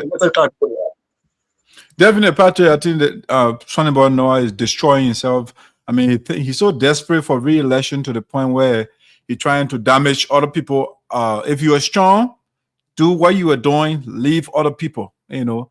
I mean, the man is going off of the mantra and because that way he ran home. He said, woman cannot do what man can do. And the woman is embarrassing him. So he's trying to, you know, destroy the woman and tell Moton, Jalen, and those people to write rubbish about other people on Facebook. All right. So, but we are here to erect unbreakable checkpoints against Sonnyboy, Noah, and liars. You know, they sit over there and write bunch of nonsense on Facebook against people that are doing something. Like you right there say, Patrick, you can't build Sonnyboy, Noah, you can't build district number 3. You need it's a amalgamation of efforts. Everybody got to come together and build our playbook. The man when he pinched a town hall and he said he spent 40,000. How can you say he spent 40,000, more than 40,000 to put roof on the thing and put wet wash on it? What sort of lies is that? All right, now let's go to another one here that Sonnyboy Noah did. So Mr. Sam Connor used to be in the office of Honorable Zaza. And Sonnyboy Noah blocked me because I'm telling him the truth. You know, I don't hate Sonnyboy Noah. I don't hate anybody in Sinoe County. But when you are not doing that which is right, of course, the spokesperson or the elders and the ancestors will come after you. So instead of Sonnyboy Noah defending himself, you know, they do what they call either a transfer aggression, or they do deviation, or they do red herring, different thing, or they commit a YouTube fallacy, or something they call whataboutism, right? What they say, what about you too? You know what I'm saying? So these kind of fundamental philosophical fallacies, they commit them, right? So same kind of held Sonnyboy Noah feet to the fire. All right. I don't see the whole thing, but somebody sent me the screenshot, right? And the man was holding Sonnyboy Noah feet to the fire instead of Sonnyboy Noah defending himself, what he has done. Sonnyboy Noah start to attack Honorable Zaza. All right. Start to attack Honorable Zaza. How Mr. Zaza did nothing. Okay. For the district, you were there for 12 years and he did nothing. All right. And Patrick, to borrow a word from you, is folly. All right. It's just pure stupidity to come and say stuff when the father of justice is still around. That's how you put it. All right. I cannot be here. And you guys conduct what I call the biblical philosophy. The biblical philosophy is the God in the Bible has an atrocious record. God will instruct people to go and demolish a whole city. All right. All the bad things in the Bible, God instructing people to do it. But God is a good one. Satan, who did nothing in the Bible with the exception of God telling him, go test my servant called Job, that God instructed that man to do it. That's Satan, the bad man. So I call that philosophy the biblical philosophy of turning the good one into the bad one and the good one into a bad one, or vice versa. That's what they do. And I will not be here until I am deceased. I'm there at the time that philosophy was obtained in Sinoe County. All right. So Mr. Zaza, Sonnyboy Noah said for 12 years the man did nothing. Okay, Patrick, before I get my own view, right? Let me play some video. I wanted to put on the screen, but my device was acting out, so I will just play it from my phone, right? People that are not fan of Zaza, what they said of him before we even come, myself, I will say something and you'll say your own, all right? Let's listen to those people. Let's listen to first the late Nambwe Slow, what he said of Mr. Zaza, okay? Let's play Nambwe Slow first, and then we'll play other people. Let's listen to Nambwe Slow. Let me play this audio. I wanted to put it. I'll play Nambwe Slow. I will play Chie, and I will play what you call Milton. What is TJ? Okay. So let play the first one. Let the late Nambwe Slow, may his soul rest in peace.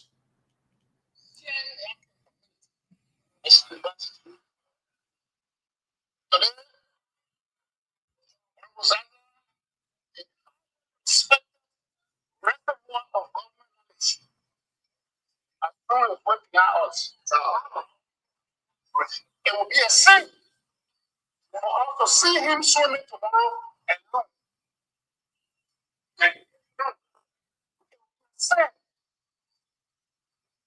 For me, I don't want to go to my grave without saying I was supporting in 2023 to replace the chief who owns Sinoe. Straight. So, I'm not sure already took out this walk.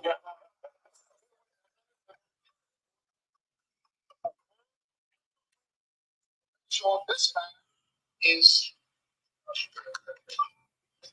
1 out of 5 down the 7 1 community. It's gratitude. Okay, that's the late language law. Okay, the great reservoir of government knowledge. Why you think language law was giving his support to Zaza? Is that somebody who was not doing anything for the people of Sinoe County, or who has not done anything for Liberia? Why would language law vouch to give his support to the man, to campaign for him in the sun and in the rain? Why would you do that? Okay, that's language law. Let's come to Milton Tiaji, who is not a fan of Mr. Zaza. What did he say about Zaza? Sonnyboy Noah says Zaza did nothing for 12 years. All right. In Sinoe, Honorable Zaza.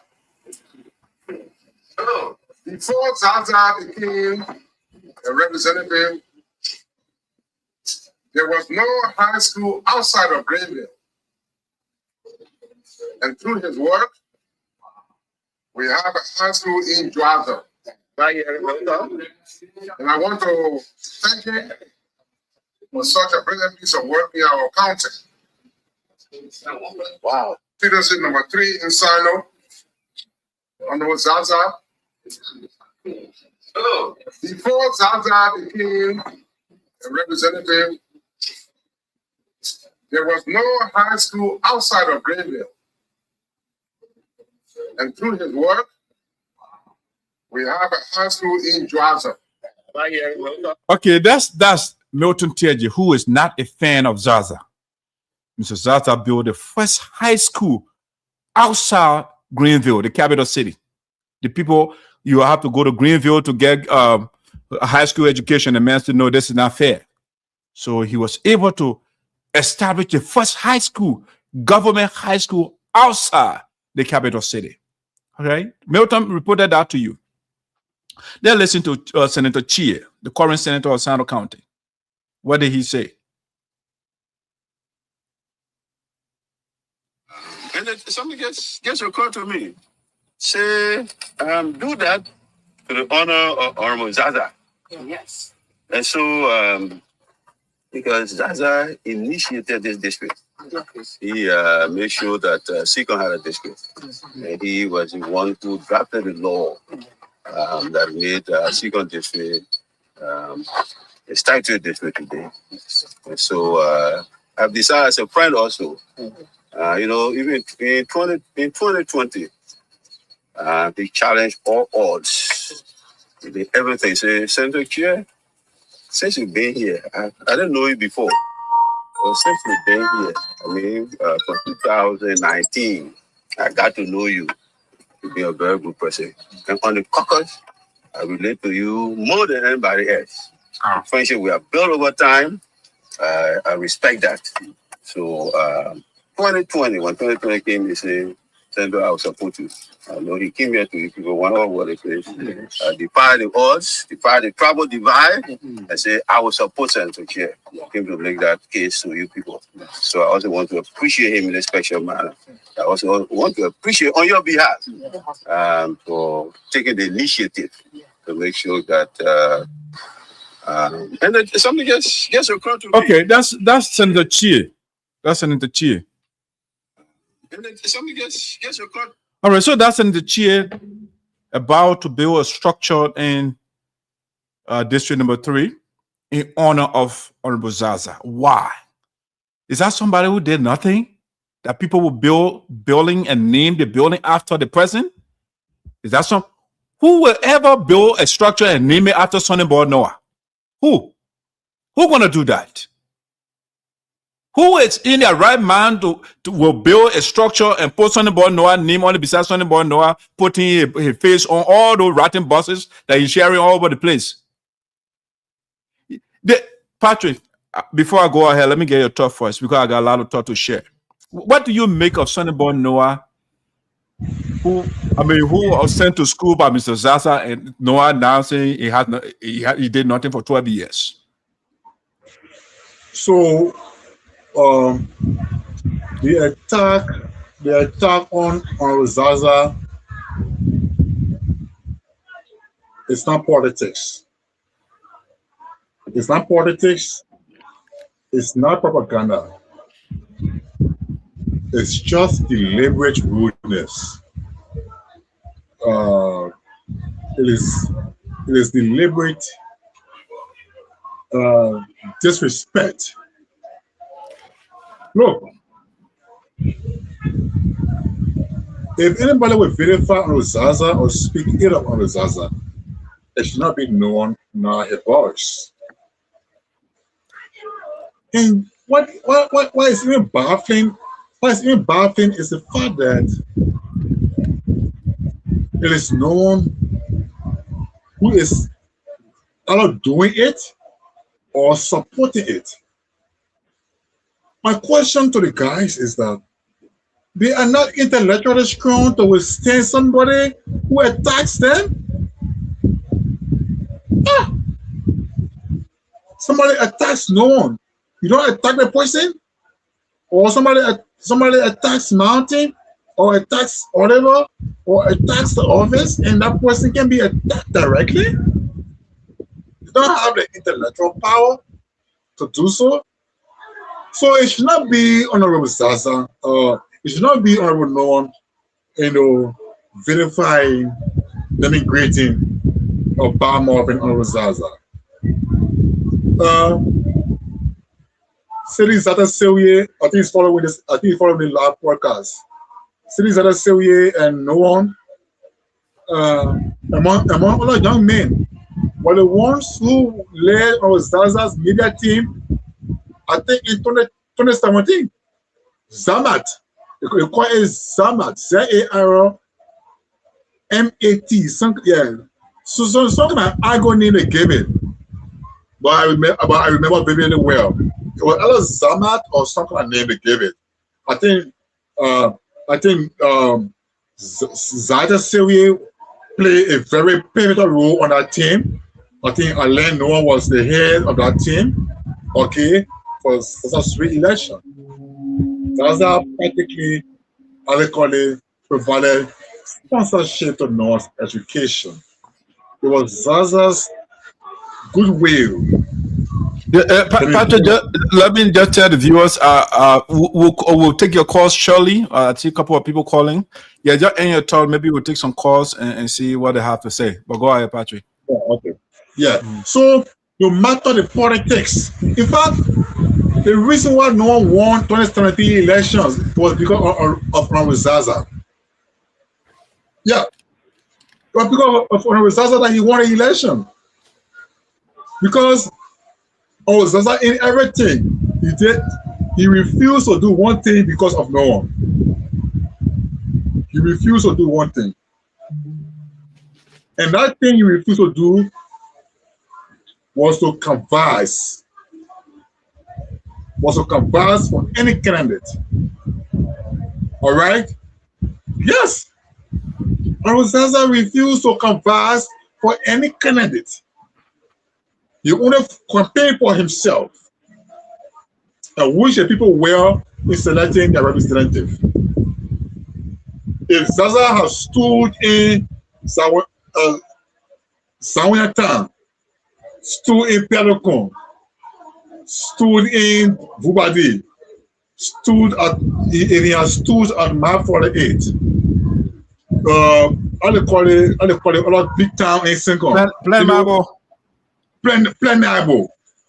And if Honorable Zaza had just stood in any of those towns, even in Drazon, in Weja, in Tajawon, in Kabade. If Zaza has stood in Pine Town or in any other area and to have said, vote for the person, I say there is a person I'm entrusting this seat with. Give the person this vote. It would have been over for no one. But Zaza looked at it from a family perspective, from a traditional perspective, from the fact that he practically educated no one. He practically treated no one as a son. He practically groomed no one to be where he is. Even to be at the port of Greenville as port director, it did not come on silver platter. It came at the influence of Honorable Zaza there, working behind the scene, negotiating. The preferred person who should have gone to that port before Honorable Zaza stepped in, the legend partner stepped in, was huge Blady. Huge Blady in surface before even we, for surprisingly, we heard no one's name. And you know, because Honorable Zaza, Lenye Gimpa, and the rest of them, they reflected. Said, oh, yeah, he's a son to us. So now that he's representative, there should be a glorious appreciation from Honorable Zaza as well too. And not see politics as politics. Not see it as a self-made effort, as a self-accomplished effort coming to the House of Representatives. He needs Honorable Zaza's wisdom. Lastly, to close, known as a sales representative, Sinoe District was created in 1964. To have written, oh, I'm God, I'm hurt, I'm deeply hurt. To have written, to say he is the 2 years, service or accomplishment, the 2 years accomplishments, surpass far away the accomplishments of first Honorable late Joseph Slero. To say between 1964 and 1980, the service of that old man, the transformation he brought to Bilbo Creek, for no one to come here today and say 2 years accomplishments surpass that old man's accomplishments, then of course it is the disservice, it is dishonesty, and it is lack of honorableness. It's lack of truth and justice. Well said, today, yeah, in our bureaucracy, everything you see, if you take out Joseph Slero's accomplishment legislatively from our whole district today, you have zero in our whole place. Then you come to Maya Tobot.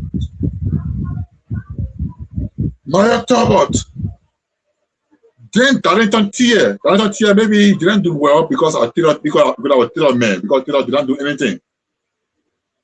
Then you come to the Little Waba. Then you come to the Godfather, Matthew Zaza. But anyway, due to research information and lack of understanding, Honorable Known and his followers will believe that skyscrapers are the best accomplishments for leadership, or to build skyscrapers make somebody a good leader. No, I would say absolutely no. The greatest leaders celebrated worldwide are not those who build skyscrapers, are not those who got fleets of cars, or who got private jets, or fleet of ships on the ocean. The greatest leaders, like people like Abraham Lincoln, whose face is carved on Mount Rushmore, memorializing his legacy, did not build skyscrapers. He only did one thing. He only provided leadership the American people needed. Held the union together. Zaza inherited 3 districts: Johnson, Tajiron, and Sancoin. He inherited 3 districts. Before he left office, he operationalized 2. He lifted the archive, he lifted the instrument buried deep down the floors of the legislature. He went deep down. He unearthed that instrument, brought it to light, and made sure it was signed by the president, operationalized, and everything. The things that did in that district, it will begin to name them his accomplishments, legacies that will live from generation to generation. We can live from here. So these trivial accomplishments, these art service in the projects, these deceptive electioneering projects meant to lure the people, meant to deceive the people, meant to cajole the people, are not accomplishments. Next election and not just generation. All right, Pastor, thank you. Well said, man. Well said. Well said. You see, again, we will be here to say the truth to our people, whether they like it or not. Yeah, as William Cullen Bryan said, "True cross the earth will rise again." No matter what Sonnyboy Noah and his little put us in his office to do, we will be here to defend that which is right. So you listen to Nambe Slaw. You listen to Milton Tiaje. You listen to Chie. Okay? I mean, this gentleman, Mr. Sinoe County, I'm trying to make sense of this. How in the world does Sonnyboy Noah think he's going to be reelected? When you are fighting the godfather of the Kabade region, Sinoe County, for example. How in the world, if you can't get Kabade, if you can't get Sinko, if you can't get, let me name some towns, the Plain Bible, those towns, and you can't even win Joasa. How in the world are you going to be re-elected? When you are fighting people in the county whose help you need. Sonnyboy Noah he has a bachelor degree because of Honorable Zaza. Zaza pays Sonnyboy Noah school fees. Sonnyboy Noah, you don't take yourself to be a project of Zaza. You don't consider yourself as such. This man paid your school fees. You see, the best, like Patrick said, the best leader is not the one that builds skyscrapers, okay, or that has vehicle land in your compound in the morning he wakes up and count those vehicles like you are doing. No. A good leader is the one that builds other people, the one that builds other people to replace him. So now you have a brilliant young man like Maurice Sako, for example. Went to one of the top schools in Ghana. The man is teaching at the University of Liberia. Mr. Zaza has replicated himself. Maurice Sako now is giving back to the nation. That's how you build a nation. It's not buying cars for yourself. We can go around what Mr. Zaza did when I went to Liberia 2020, Patrick. The representative, district number 2, Mr. Sampson Weah came to greet me. He came with one gentleman. When the guy enters the compound, he saw me. I mean, the guy was excited as you see the papa. He said, "Papa, you know me?" The papa said, "My son, I don't know you." You know what that meant? That brother said, Patrick, he said, "Mr. Zaza, you gave me a scholarship. And right now, I am a director at one of the ministry right now." That's why right in front of me, he said that. Sonnyboy Noah, who is a beneficiary of Zaza, is say Zaza has done nothing. He did nothing for 12 years. That's what Sonnyboy Noah is telling us right now. Because he is a lawmaker now. He has money now. He can wear all the BB rings and wear, Varagamo shoe and put glasses on and wear glasses on the floor of the house. So Sonnyboy Noah has reached king. He's the man now. The people that built him yesterday, when Milton Tiaje were fighting it, suspended him from the Capitol building, it was Zaza. and Mambutu Nyimpa that made him to get his job back. It was Zaza and Mambutu Nyimpa that sent Sonnyboy Noah to the port where he left dilapidated building, broken down building that Xavier Tyler just fixed. And that's the man that is opening his mouth on Facebook and talking to such a noble state man. We can't be here for that to happen. No. Sonnyboy Noah can make caricature of himself. He made fun of himself. We are here to defend. You go on the floor of the Capitol building, you wear sunglasses, and you put your mouth on good people.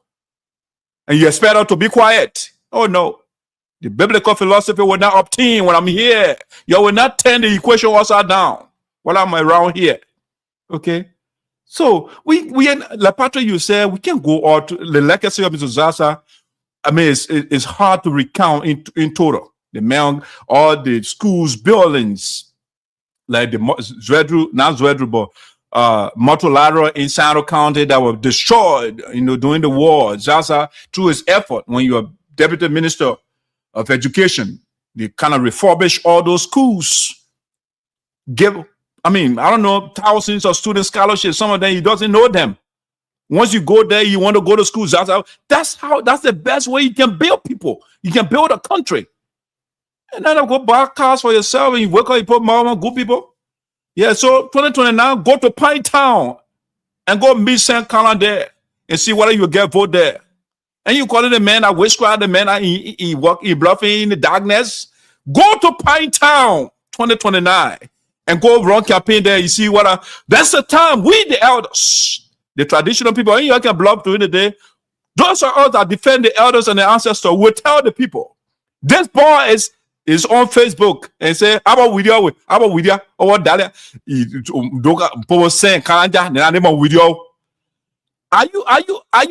Do you actually want to be re-elected, Sonnyboy Noah? No. You can't get Sincon. You can't get Kabade. You can't get what? Putu. What can you get? Even though Putu is in Grand County. But who can you beat? I mean, who are rock that someone who telling you say you haven't parted that why you call people that the man will make you to win election or that Moto Jero that he didn't want to make. Okay, good luck with that thing, Sonnyboy Noah. Attack me to Zaza, the man that you're supposed to get in your corner when you want to get re-elected. Continue to attack the man. That's what we want because we want to replace you. So attack on us, everybody in the county. We want that. That's exactly what I want Sonnyboy Noah to do. Yes, because I want to retire that man in the district very soon. Time is the hold up here. But Patrick, I see a couple of people been calling, right? Let's see what they get to say before we go to our last talking point. All right. So let me call some of them back. But again, we are here to defend those that are supposed to be defended. Let me see. Let me call a couple of people that called me yet. I saw their call. Sonnyboy Noah, the other begin where you say AI, who they calling? When you read one thing about Sonnyboy, they ain't go to AI and read something. Some of the people that couldn't read one good sentence. I didn't want to read the sentence and now I said, damn it. AI revolution easy. All right, let me see. Let me call the US. Let me start from the US first. Let me see what you pick up.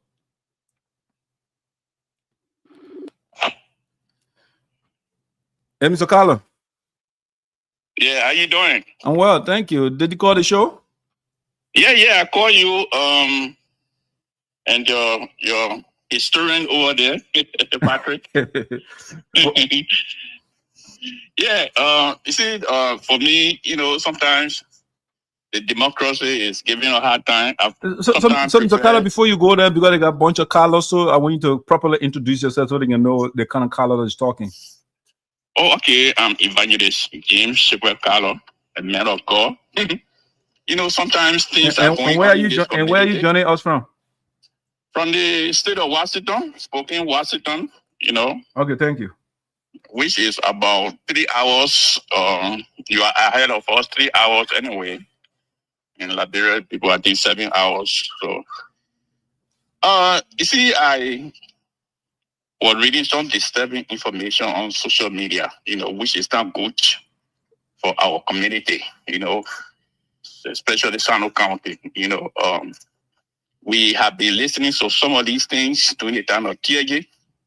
And even let me take you back at the time when we were going to school in Sinoe, in Greenville, or Fred Blay and all of these people. there have been some degree of disunity among the caucus.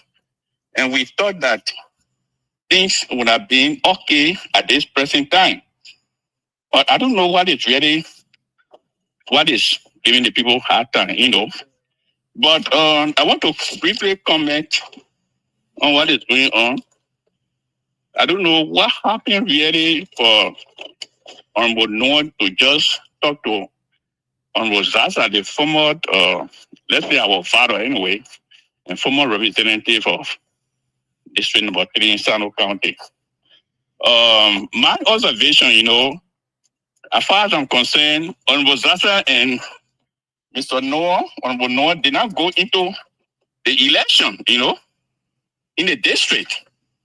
So, Honorable Zaza decided to contest at the level of the senatorial position, and unfortunately, are you following me? Yeah, I'm following you. Yeah, unfortunately, he did not get it.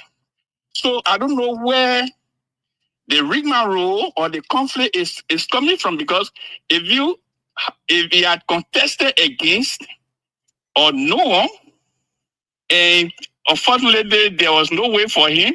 I mean, his opponent, let's say his followers, will have certain degree of animosity against or no, or vice versa anyway. So I don't really know what really precipitated the whole conflict. Is that some of the supporters of Honorable Zaza that are provoking or no one to make such a kind of statement against Honorable Zaza? I don't really know. No, I don't think the provocation, I mean, it's called holding your lawmaker accountable. When Zaza was there, the people criticized him. So now the guys don't want Sonnyboy Noah doesn't want to be criticized. And then he goes to who you were working with before, which is a lazy way of arguing. But go ahead. Yeah, so, there are some things, sometimes, even our generation, once we are called by God tomorrow, the coming generation, the future generation will always say that we have not done anything. But Honorable Noah being a sitting representative, I don't think he is making a kind of sensitive calculation, in attacking Honorable Zaza at this type of stage, For me, if I'm talking, you say, oh, he's an apologist for no, because I'm a senior citizen of the era. But whatever precipitated the argument, no one should refrain from attacking Honorable Zaza. I hope you will listen to this, because no matter how he studied the political map in Sinoe, especially in District number 3, things are very, very uncertain these days. So he should be very critical. He should be very careful how to respond to issues. He is the leader now, whether Zaza did something or whatnot. He shouldn't condemn, because we do know the constraints that Zaza was going through at the time. And if he did, why he should have done, And the history is there. So he and Zaza, I don't know the information, whether Zaza is coming back or whatever it is, let him focus on his job and do our job and forget about Honorable Zaza, who is now, enjoying his time. So, and some of you people who are criticizing, I mean, it is good to bring out Google points, but, if you continuously provoke somebody to, the person may one way or the other react, but but Mr. Carla, the people want criticize you, and they can say, I'm gonna go to, just tell me go to Grand Jury, but don't go to another person. I mean, it's just so weak. But let me get the other person a chance. I got other people that want to say something about your thought, please. Yeah. So thank you. I'm not expecting Honorable President Noah to react to Honorable Zaza. We need to respect our elders. If people say today, you don't know tomorrow. So he's still our elder, and we we must give him the respect, despite the political things that are going on around here. So thank you. All right, thank you, boss. Thank you. All right. Let's see. The other gentlemen are calling. Hello. Hello. Yeah, what's your name? Where you calling from? I'm Abraham Zaye Santo, and I called from Sinoe County. Okay. And let me say this. Let me further disagree with all of your exception against a lawmaker.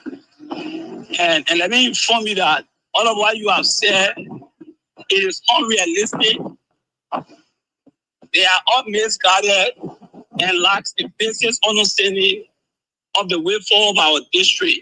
And if you read Article 32 of the Liberia Constitution, which gave legislatures that legal right as it regards to constituents visit, with that, it gave jurisdiction, it gave time. And with that, it also said every year, lawmaker goes for 3 breaks. And in those 3 breaks, there are monthly limits. It starts from March to May. Abraham. They have a rep. Are you getting me? Are you hearing me? I'm listening. Okay, yeah, I just want us to, because you've been citing Article 32 for a while, and I read it, what you're saying, it didn't say that. So just for the audience, just to make sure we read, I got the Constitution in my hand. So let's read it for the audience and see what it says. So I don't know, what are you talking about, A or B? Because Article 32 got A or B, all right? So let's just read both. Hold on and listen to me. Let's read both provisions. So Article 32 of the Liberian Constitution, A, it says the legislature shall assemble in regular session once a year on the second working Monday in January. That's A. B says the president shall, on his own initiative or upon receipt of a certificate signed by at least 1/4 of the total membership of each house and by proclamation, extend a regular session of the legislature beyond the date for adjournment or call a special or extraordinary section of that body to discuss or act upon matters of national emergency and concern. And the last sentence in Article 32, when the extension or call is at the request of the legislature, the proclamation shall be issued not later than 48 hours after receipt of the certificate by the president. So whatever you just said, Jenna, it's not measured here. So, I mean, I don't know what exactly the point you are trying to make when you cite Article 32 of the Constitution, which has nothing to do with what you just measured. I measure it because you guys put things out that are not true, but go ahead. Yeah. I just told you the 1986 Constitution, Article 32B, read that particular portion speaks of constituents break. I just read article. I just read the thing to you. So that particular quotation you just gave is far from reality. Yeah, but I'm saying that different thing you quoting, you getting it wrong. I just reading a book to you. The Constitution is 1986 Constitution. That why in my hand right here. Let me put it on Facebook. Let me show you on Facebook to the people. Yes, 1986 Constitution of Liberia. When I went to Liberia, Mr. Zaza gave me a copy. I still have it. All right. So I don't know what you're talking about, but go ahead and make your point.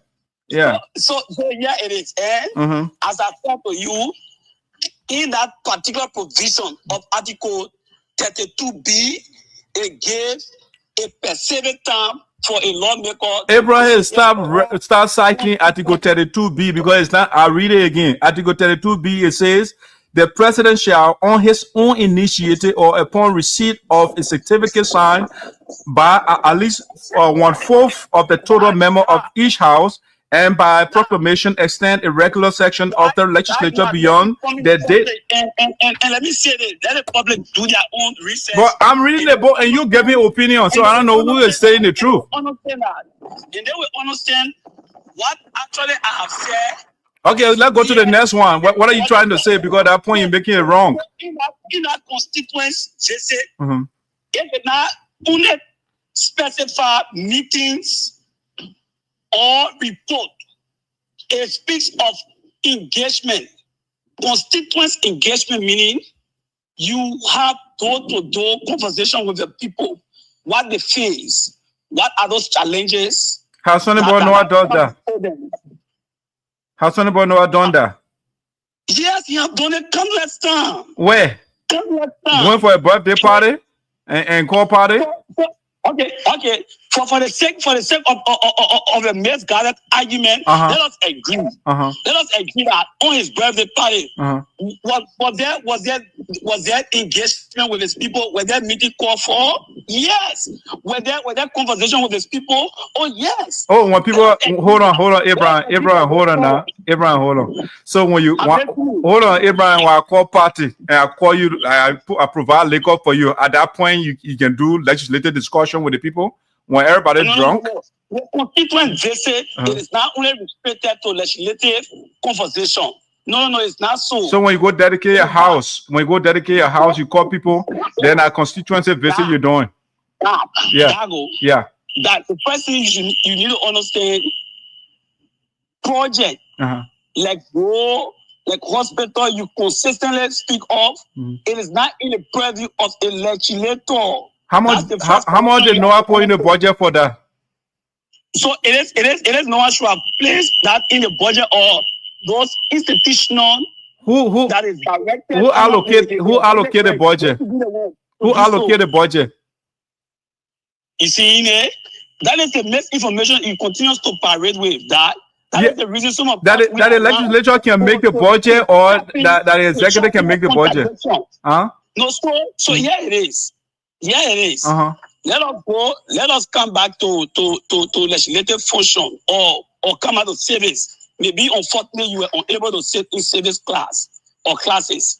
So in service to us, a lawmaker or a legislator, you are there to represent, you are there to make law, and you have oversight responsibility.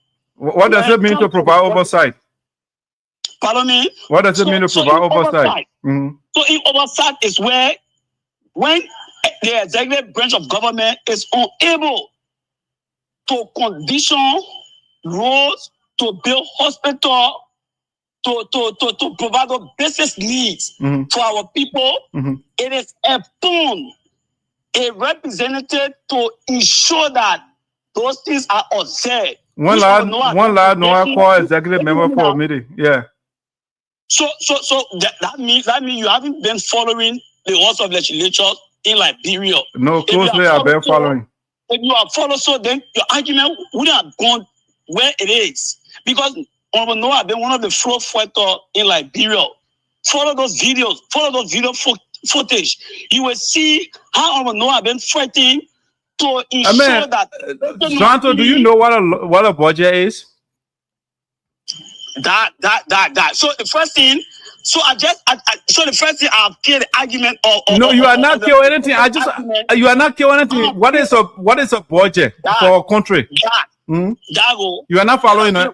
You want to talk together, or you want me to call you up? I'm saying because we are talking about budget, for example. Yeah, I'm listening. What is a budget? Is a budget? Is it a law or not? It is. It is a law. Okay, who makes that law? The laws of legislation make that law, but then the law, it is not prepared by them. Meaning they are not the one that indicate those figures in that budget. Those the executive will propose and the guys will review it and make adjustment. Those spending entity will be the one to indicate figures. When you say spending entity, what are you talking about? What are you talking about spending entity? What do you mean? Oh, you know the what spending entity? No, go ahead. So those spending entities are entities that are responsible. I mean, you're just saying the same thing. What is spending entity? That what I'm trying to, you just spending entity is entity. What is spending entity? For example, like FPRC, like LEC. They the one can make the budget.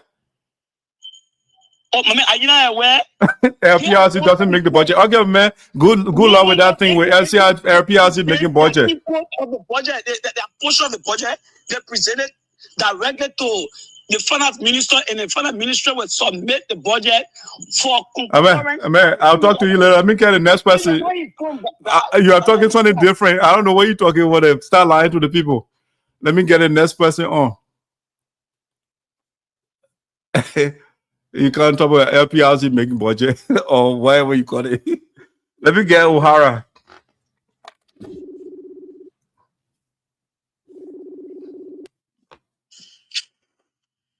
Hello? Hey, O'Hara. Hey, how you doing? You called the show earlier. Do you have something to say? Yeah, I wanted to participate on the show. Hopefully I didn't wake you up. No, I'm okay, I'm cool. What is your take? I just wanted to speak on Honorable Noah issue with Representative Zaza. Okay, go ahead. So Representative Zaza is no longer in the district. He's not contesting against anybody.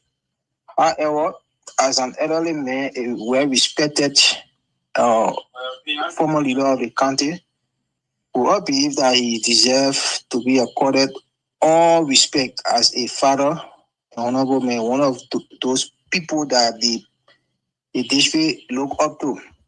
But then people who work with him previously, they need to redefine how they engage the current representative, because if you engage in the representative on issues that when you were working with a former boss did not do, you will also reference when you were there, what did you do? Example, I followed the NAMO report, and I followed Representative Noah. Since he took over, he did legislative report one time, which I'm aware of. When? What year was it? He did a legislative report 2025. They went to the area that they did a report. The copy of the report still up. Where they got it up? The copy of the report is up because as I saw the, I'm aware that he did report one time. No, I'm not talking about where they got the report up. Where? You gotta follow everything. I don't know where the report is up, but I know that he did report. When I say the copy of the report up, the copy of the report, I think I downloaded it. No, it's a cover page. Putting a cover page is not a report. So if somebody can make a cover page, that I'm telling you, I live Sinoe. I'm not gonna live in Liberia. Okay. You know what they legislative report. Where? In this way he did it at the area that he renovated there. Where, my man? In Belabo Creek City Hall. That's why he did his report. Okay. One time he gave report. No, that was the supporters you were updating. It was the supporters. But go ahead. Now every lawmaker should give report annually, right? That's a responsibility to update the people. Now doing it one time does not justify that it should not be done the following year. We look forward to them doing the following year.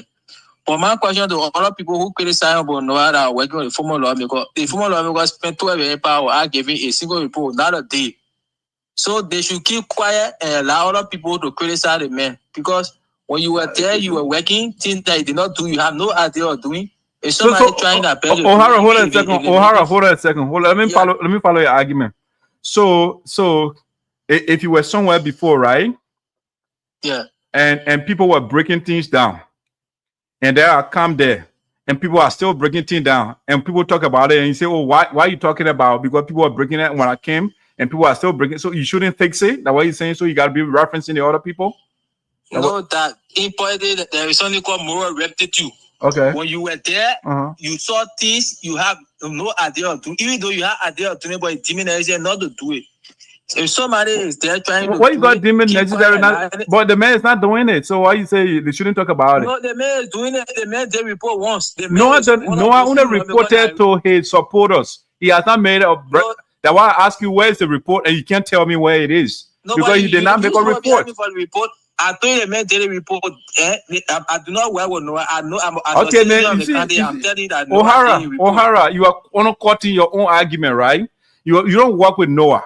Noah has not. We are. Noah got a Facebook page. That way he does everything. He put a picture, everything. There is no report on that Facebook page unless he has it and keep it in your office. That's a different thing. But we don't have any report published anywhere by Noah and his group, except when Nabo put a report out and Noah came and put his office came and put up a couple page on his page. That was it. No report. So that he always was reminding Nabo that they did report. I know that Noah did report. No, you don't know. You are speculating that you know the report because we asked you. When I ask you right now, send me that report. You can't send it to me. Why would you be asking me to say in the report? Because it's a public document. It's a public document. It's a public document. I'm not from Noah District. But you are defending him right now, and that's what I'm saying. I'm defending him because I'm aware you. No. Why you saying it's not realistic? I'm telling you that Noah gave report. So if you want a report, I can't go by your word. I want to see the document. I want to read it myself.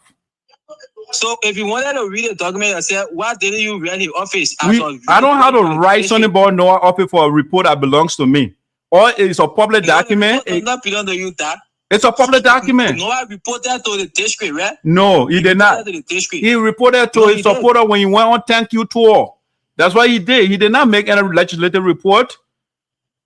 No, he did that. I'm not in Liberia. I'm not in Liberia, but I follow everything that goes on over there. I follow it. Even people representing Stardust district were present. Now the district is speak to the extent that not everybody will not have the possibility of assembly in one place. It's impossible. All lawmakers that give legislative report, the entire district can sit. Yeah, but Buhari, that's why I say what you do, put the document out, because everybody would not be in Sinoe County or Johnson to listen to you. Put the report out or put the video out so we can see it. You don't have no video, you don't have no document, but you say something about no, I made a report. Where is it? So that as a responsible citizen, I can make my report my responsibility to get a couple of report and create a DOS file and share the link. O'Hara, guess what? But I know LG report. So the other criticism part LG report. O'Hara, guess what? What? You are now a stranger to me. You told me before, because as I was getting royalty, I said send me the document. You say you said I know how many years ago you're still sending it to me. So I know where you got Milton TJ. The same thing Noah boys doing the last whole day, you know. But thank you for your take. I appreciate that. Okay. All right. Patrick. Those are your Sinoe boys. I don't know who else I got here to call. Yeah, I think I exhausted everybody. Patrick. Yeah, go ahead. So if you have the guys that are following, call me on WhatsApp or let you say, or if you like Messenger, if you want to call, go ahead. Yeah. Yeah. Thank you for patiently giving everybody the time to express themselves. You know, I take note of Abraham's call. Abraham is one person on Facebook who attacks, you know, anyone or everyone who mentions no one. Yeah. So the gap, you know, what is sickening is he claims, he pretends to be so much endowed with knowledge. Yeah. He claims so much infallibility. And he comes here to tutor simple things. He comes here to dangle with simple things. Things that should be very clear, that you should have extensive knowledge on. And he struggles, you know, to provide information or provide a suitable defense, you know, for no one. But he gets on Facebook, he copies and pastes AI or ChatGPT, you know, stuff, and moves around like he is a super, you know, educated man. I like the way you deal with him, and it serves him right. So to Honorable Carlos, to Father Carlos' point that he made is a very significant point. No one and Zaza were not in a contest. Zaza did not even canvass against him. Zaza did not make any comments or remarks against him during the campaign.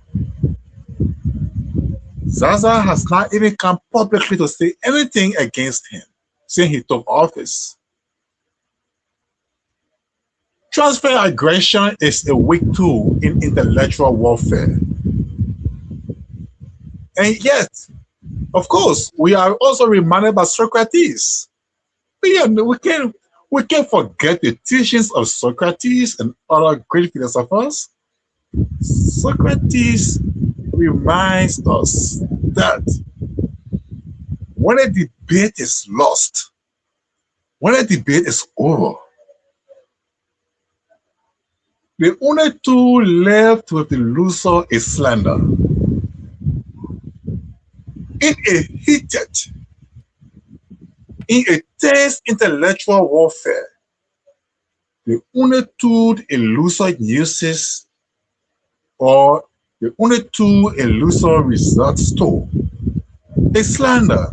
They go all out insulting and causing my cause, causing my cause, and going deep into people's personal lives. That's what they do. That's what lazy intellectuals do. That's what lazy politicians do. They send their attack dogs, to attack good character, to verify good character. And that's what they do. And for such people, to deal with them is not difficult. To deal with them is not hard. So the guys load more bullets. But I think the aggression being transferred to Zaza is undeserving of him. He has done nothing wrong. He has not said anything. But again, we know that also aggression in public service. Public service doesn't call for aggression, but he who uses aggression as a tool in his public service life makes his own retirement inevitable. And so they can begin to ask other people who are even more aggressive than Noah and his team. They can ask them. I see a couple of people there. Sorry, man. Sorry, I got audio on. Go ahead. Yeah. I mean, what they're doing is not great. I mean, that petty aggression doesn't help them. All right, so yeah, go and your thoughts. So I can, go ahead. Yeah. So all I can encourage them in my own professional, in my own professional way. All I can encourage them to do is, in the position Noah finds himself in, they should think of one thing. One, that he is the leader, that he is the servant. He is not just a leader, but he is a servant. And in such position, you avoid propaganda, because propaganda is for the opposition. Those who want to unseat you are the ones who use propaganda, because propaganda in itself is deception. So they should learn to avoid propaganda and use leadership and truth. That is, everything you say to the public, you relate to the public, that you give to the public should be, should be honest and should be truthful and should have some level of discipline. That's what you need to do. Those who are now attacking you using propaganda now, you use truth to counter them. But going propaganda way and attacking all of Zaza and other people, I mean, you just make matters. Matters worse for yourself, and I think it's undeserving of it. So those are my thoughts so far. All right, Patrick, thank you. Yeah, I just wanted to at least give Sonnyboy, Facebook people then the opportunity to share what they get to say. But I mean, the first thing Abraham started with is Article 32, and whatever he said, Article 32 is not reflected. I mean, I don't know why they just go and say stuff, or because they read it somewhere, so they're wrong with it. If you see something somewhere, you go and verify it yourself. But you reference an article, and the article, whatever the article says, that's kind of different you're talking about, So I don't know where that other one came from. And I mean, some of the things you're saying, like, okay, budget is a law. Sonnyboy Noah does not help people that, because the lawmakers, basically the executive will make a proposal to send it to them, and they have to go through it and distribute the money, and stuff like that. When they send it to the executive doesn't like it, they can veto it as a law. You know, that's what I was saying here. So to say that Sonnyboy Noah, I mean, he said he can make law. You are telling me what the function of lawmaker, lawmaking oversight and representation. Okay, 3 years now. What bill Sonnyboy Noah has sponsored? Nothing. Or if he sponsored a bill, it has not passed into nothing. It's one thing to just write, propose a bill, and for it to go through. Nobody respects Sonnyboy Noah. So whatever instrument you put on the floor, it can't go nowhere. It dies a point rather. You know, when you go to oversight, it does not provide oversight. Who is he providing oversight over? Himself? The man who is supposed to provide oversight, but he building team in the county, like, who will provide oversight? Who will call Noah for questioning? The man who's supposed to provide oversight, who's supposed to put money in the budget, and then call the executive members or those that are implementing the project to question them when something is not going right. Noah is the one that undertaking project. But the young man is telling me he understands government. The man who's supposed to be holding people accountable is the one, he's the referee and the player at the same time. You know? So I just asked him, what is a spending entity? He said, spending entity is an entity. Okay. You're just saying the same thing. That's why they call tautology. It's just saying the same thing, the same different word. The same entity is an entity. What is it? You know? But anyway, Patrick, I just wanted to go in the heads of Sonnyboy Noah to put on a little bit, but the first guy I talked to, I'm not even encouraged. He did a bad job, very bad job. He started on a 40th premise. He quoted a constitutional provision that says something different from what he was saying. I'm like, okay. Now what Sonnyboy Noah been teaching you guys in that building? When you read something somewhere, you can go and verify it. All right, man. All right, so I'll read some of the comments, and Patrick, as a matter of fact, before I go to the comments, let me quickly deal with the last. Let's talk about the last one that I wanted to talk about. And it has to do with Senator Creighton Duncan. You know, Patrick, the reason I put this on the agenda, which I call Senator Duncan is an existential threat to the indigenous. Okay. And I chose that topic deliberately. That's the reason why I chose that. You see, there is a history to Liberia, especially between the so-called American Liberian, the Congo, whatever you call them, and the indigenous people, especially when it comes to power. Okay. When you look at the history, Patrick, those of the American Liberian descent or bent, they are not democratic people. Okay. They say they believe in democracy, but they are not democratic. Why do I say that? Okay. They said Doe was a tyrant. He came to power. He came to power not democratically. Even Doe coming to power militarily was justified, because the American Liberian, when they came to Liberia for 133 years, they had one party in the country. All right, no democracy. They had one party. The majority in the country, which are the indigenous people, they were marginalized. They were suppressed. They were used as slaves. Okay, so the indigenous son, those say, you know what? We can't sit here forever to be oppressed by these minute group of people, and we are in the majority, and they're suppressing us. So though they went and overthrew the American Liberians. That's the bad thing that the indigenous people ever did. That's the bad thing they ever did. To make sure that they come to they taste power too, because they are the majority. So though they came, the man they called tyrant, they had election. There was an election on a Dowa. On a Dowa, there was no one party in Liberia. Okay, there were on the True We party. There was no opposition political party in the country. But the point I'm trying to make is that, okay, the democracy that the indigenous people they introduced, that Dr. Fambula, like Dr. Sawyer, those people then they fought for in the country. All right, they don't want to introduce democracy in that country. They talk about Natipote, those people, Drew Mills, and those people that fought against the oppression of the American Liberians. Creighton Duncan is a descendant of the American Liberians.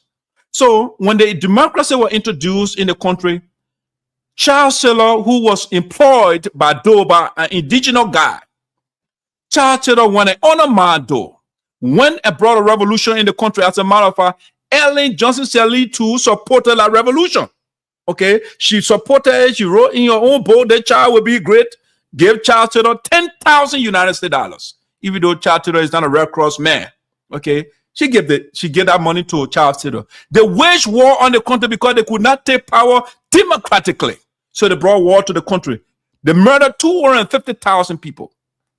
Through propaganda, they went out of the country and ran propaganda against the leader of the country. Though eventually, were overthrown. They put the indigenous people apart. They took the crown, the guild, they put them together and they fought. And Churchill used the guild to come and overthrow though. Okay. The point I'm trying to make, the reason I'm saying Clayton Duncan is an existential threat. All right. Just the same way Ellen Johnson Sirleaf and Charles Taylor, they were threat to the people and they did what they did. Right? Clayton Duncan is coming up gradually. You see, when a national leader, like Clayton Duncan, for example, will leave a country and go to a foreign country and vilify the people in power, that person is dangerous.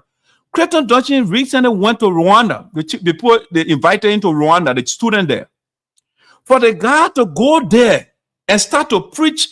Let me play a video, part of a video, audio. All right, I wanted to put it on the screen, but I'll play it. George Weah is not the president of Liberia right now, okay? But the American Liberians, they go around, if that guy can stand in public and vilify and disparage and say all the negative thing about George Weah, when he goes in the corner, what do you think he does? What does he do when he goes in the corner? All right? Do you know what they do on a cover? Clayton Duncan, the people got to watch out for him in that country. The guy is dangerous. All right. So let me play what he said. In Rwanda, the man went in a foreign country. The students, the indigenous children, they invited him. He went there and started to vilify a good indigenous leader. George Weah, whether like everything there or not, but George Weah is one of the best leaders in Liberia. He did some wrong thing for sure, but Charles Taylor did wrong thing as well. He destroyed the whole country. Ellen Johnson Sirleaf looted. She employed her children all over the place. Okay, but that guy will go out of the country and he will get on the indigenous, Joseph Boyka and George Weah. He can't talk about the other people that murder people, the American Liberians. Clayton Duncan does not talk about them, but he goes on the indigenous leaders. They're trying to make the indigenous people to look bad so they can come back to power. That's what he's trying to do. So so the people got to watch out for Clayton Duncan. He's up to something. That's another Charles Taylor or Ellen Johnson Sirleaf in the making. They got to watch out for him. Okay? Our good leaders, the people that will revere with the indigenous people, that the people that can demonize, so they can look bad to us, so they can put the people against us.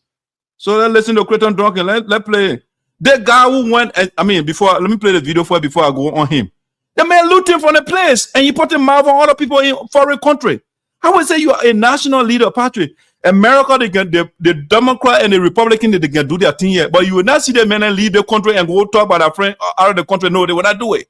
They can't do it. They can only do their politics. I have the country, a senator for our country. He goes over there and talking about the president and talking about the former president negatively. He is dangerous. The guy is an existential threat to the indigenous people. Let me play the guy. Listen to what he was saying.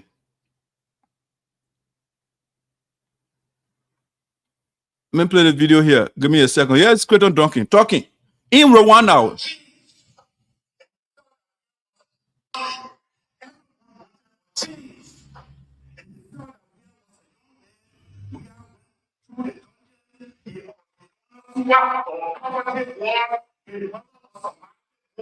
She saw it. Super problem was. So everyone thought the something happens. How we are to be together. When we are the so matter of fact, when in 5 years, George Weah he know of what the 400 million.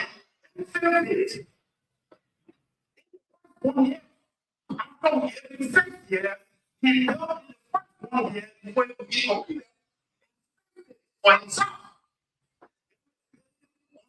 He brought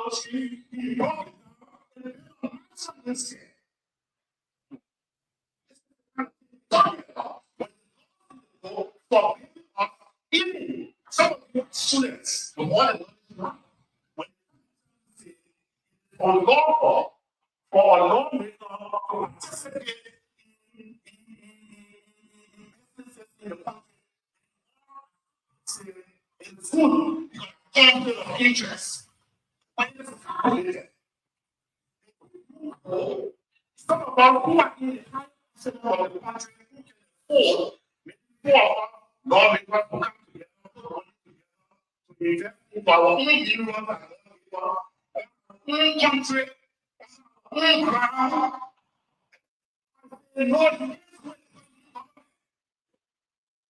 Okay, that's Creighton Duncan in a foreign country discussing the former leader of our country, George Weah.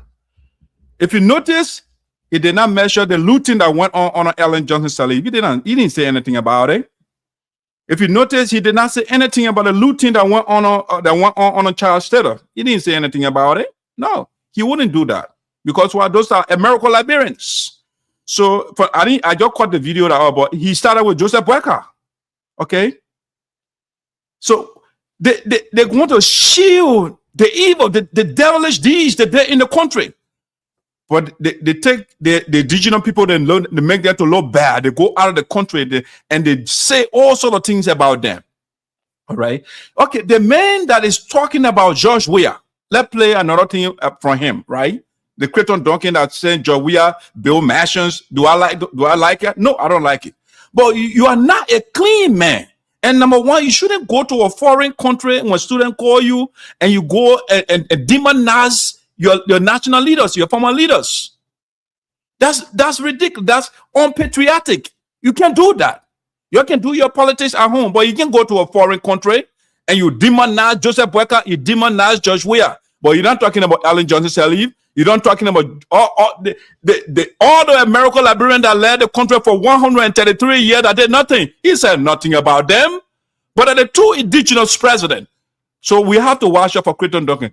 This is Creighton Duncan when they ask him when he went on Spoon Talk. This man has been in power for how long now? He's going to almost 12, 13, 14 years. They're asking a basic question. The man who served as representative for 6 years. This is the question they're asking on Spoon Talk. Life in Sinoe County. Which part of the district are ready? What is your economic activities if I want to move to Sinoe? Basically, the county is a dead county, totally dead, no life. People are just pretending to live. The so-called logging companies that are into the county are exploiting the forests. Our county, since I became representative, the county have never received a dime from any government as part of some compensation for cutting our trees down in the county. The county has never. We only see those trees on the on those trucks, those log trucks, passing in front of our citizens, damaging our roads, going to the port and shipping out of the port. We also see a port that I had to go shouting in front of the. So, Patrick, this is the man that is going to a foreign country and talking about George Weah. Hold on, Patrick, before you come on, I'll give you the opportunity. This is the man that going to a foreign country and talking about George Weah and talking about Joseph Boyka. The man says since he was elected as representative, Dam has not gone to Sinoe. So what did you do for 6 years for your people? If Dam did not go to Sinoe for 6 years, and the man asks you what are the economic activities in your county, and you say the county is dead, honor your watch, and you are the current senator for that county, but you're putting mouth on George Weah and Joseph Boyka? We have to watch out for Creighton Duncan. The man is an existential threat to the indigenous people. They're trying to demonize our indigenous leaders. That's what you're doing. There's another Charles Taylor. It's another Ellen Johnson Sirleaf in the making. We got to watch out for him. This is why you say again, Patrick, before we come to you. All right? So with all of these things, yes, corruption is vast. But if you want to set your mind to corruption, you are going to miss the nitty-gritty of what is really, because if you can use your own resources, all the years of 6 years, 7 years at the central bank, The man just told you corruption is vast. Okay, corruption is vast in Liberia. That Creighton Duncan talking.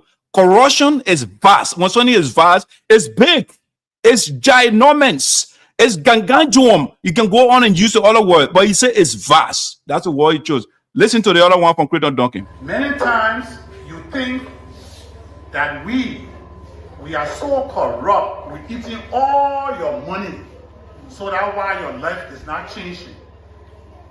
I want to agree with you partially, but that only 20% of the stealing that everybody's stealing is responsible for you to be poor. 80% of the reason you are poor. A current senator of your country, a current senator of our country, Patrick, the mayor is telling us the corruption that going on in Liberia. He's trying to minimize it, right? He say only 20% they the leaders the responsible for. 20% of stealing is not only. That's a lot of stealing going on. 20%. Okay? Who is the leader in the country? Creighton Duncan is one of the leaders. And Creighton Duncan is telling us we got 20% of the stealing that going on, and 80% goes to the foreigner. Who's supposed to hold the foreigner accountable? Who's supposed to do it? Isn't that Creighton Duncan? Creighton Duncan is doing he carrying our country back in the dungeon because he wants our people to be poor. So all he does is demonize the indigenous presidents or leaders of our country, and he does not say anything about the American Liberians that led the country for 133. He does not say anything about them. He goes around and demonize. Okay, and another point he made, Creighton Duncan is in power. But Creighton Duncan say, I want get diamond mine. I want get gold mine. Where does that happen before on planet Earth? If Creighton Duncan wants to be a businessman, he should leave government and be a private citizen. Well, he can be government and then be Deacon Go at the same time. That's what he wants to do. That's how they see us. They think we don't know any better. So they make us to look bad. They make our leaders to look bad. The men look at Joseph Barker and say the men are, oh man, he does not know anything. He's not doing anything. Meanwhile, he's a senator of the country, as though he's not in government. He just told they got 20% of the looting that going on in the country. But he goes out of the country that we are stealing, that Joseph Barker is stealing.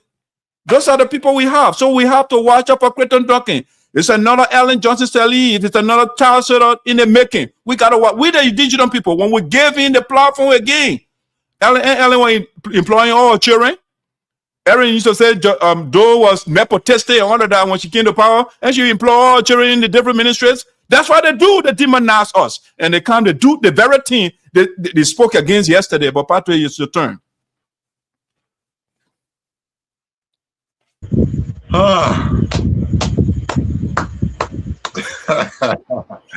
So thank you, CEO. And so I would disagree with you on some fundamental issues. That's fine. That's fine. That's what the show is for. Yeah. I would disagree with you, and I will provide some corrections. And we also agree with you on other issues. So let me talk about it. Let me say where I agree with you first. Yes, I agree that Honorable Duncan should reduce the tone of his criticism against the president and former president. I agree with you. The tone of his criticism is very harsh. It's very electrifying, and it needs to be reduced. That is the part I agree with. Yeah, it needs to be agreed. It needs to be reduced. On the other hand, I want to fundamentally disagree with the other assertions made, and provide some corrections, especially when it came to the issue of multi-party democracy in Liberia. You accuse, the American Liberian of one-party system. Okay, you describe Duncan as an existential threat to the people of Liberia or to democracy in Liberia. No, I said the indigenous people. Yeah, to the indigenous people. So first of all, Liberia was never a one-party state part of 1980. It was never. It was never. The 1847 Constitution did not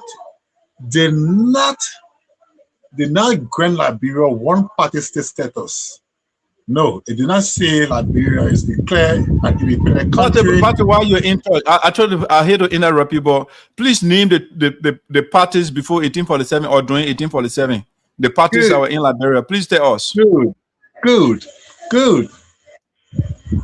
The first two parties, in fact, after independence, the same year after independence, the democratic elections were held in October of that same year. Joseph Jenkins Roberts and Samuel Benedict were the two candidates. All right?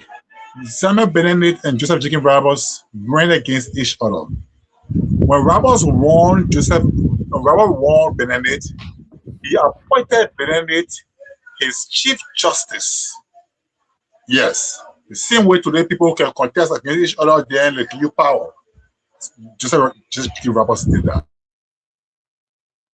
Roberts, from one party to the other party, from one party to the other party. All right, let me research it quickly on the parties that were.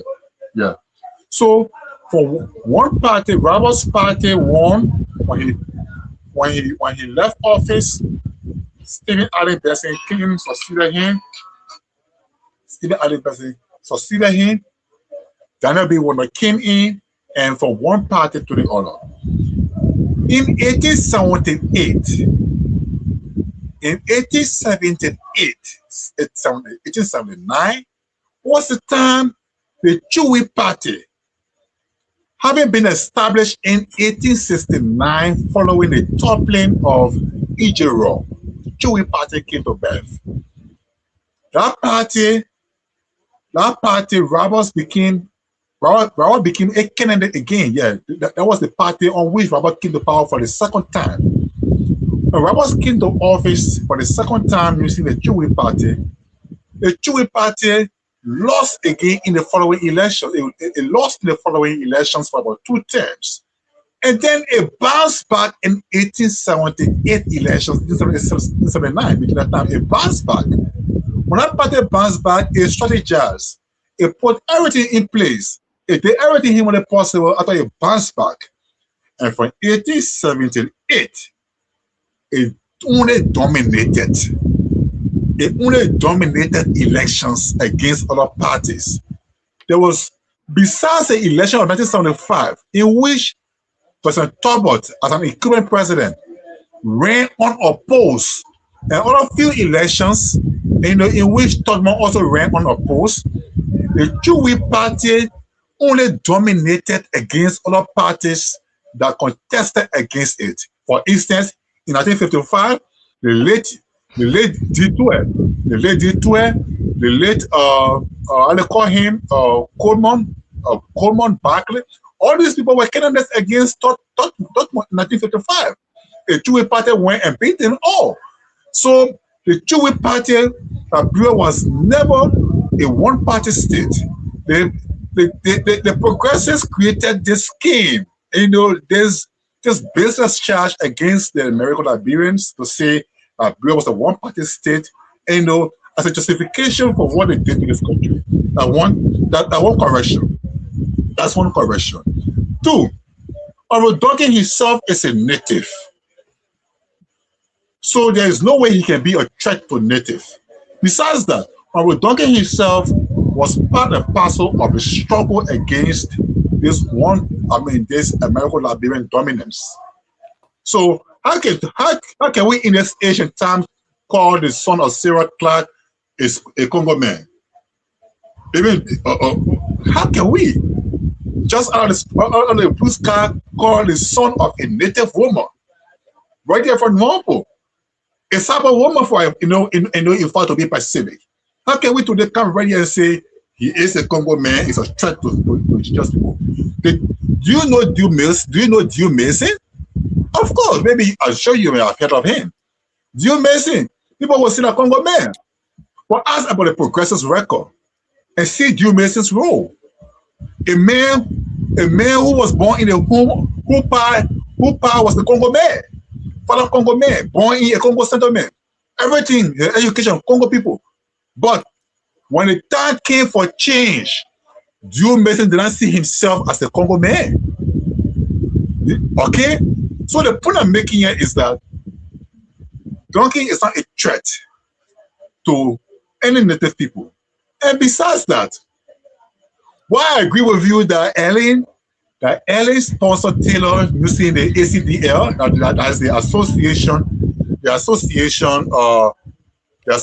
of Constitutional Democracy in Liberia.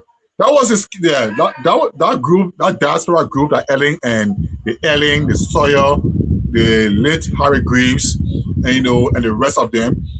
That's the group that they used to send Taylor, Prince Johnson, and the rest of them to Libya and giving us sponsorship token that you talk about, that you mentioned, using for influence in the international cycle to talk to Gaddafi and other people to treat Taylor. Yes, that was a heinous war crimes against the people she committed. Of course, that one Ellen took responsibility for that, and I don't know why she has not been prosecuted for that. In fact, I don't know why she has not been tried.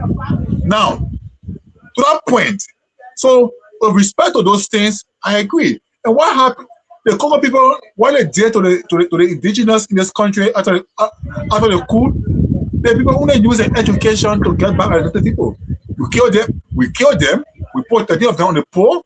We killed them for corruption. We charged them with all type of business charges that we ourselves we became more rampant in those arts and other things.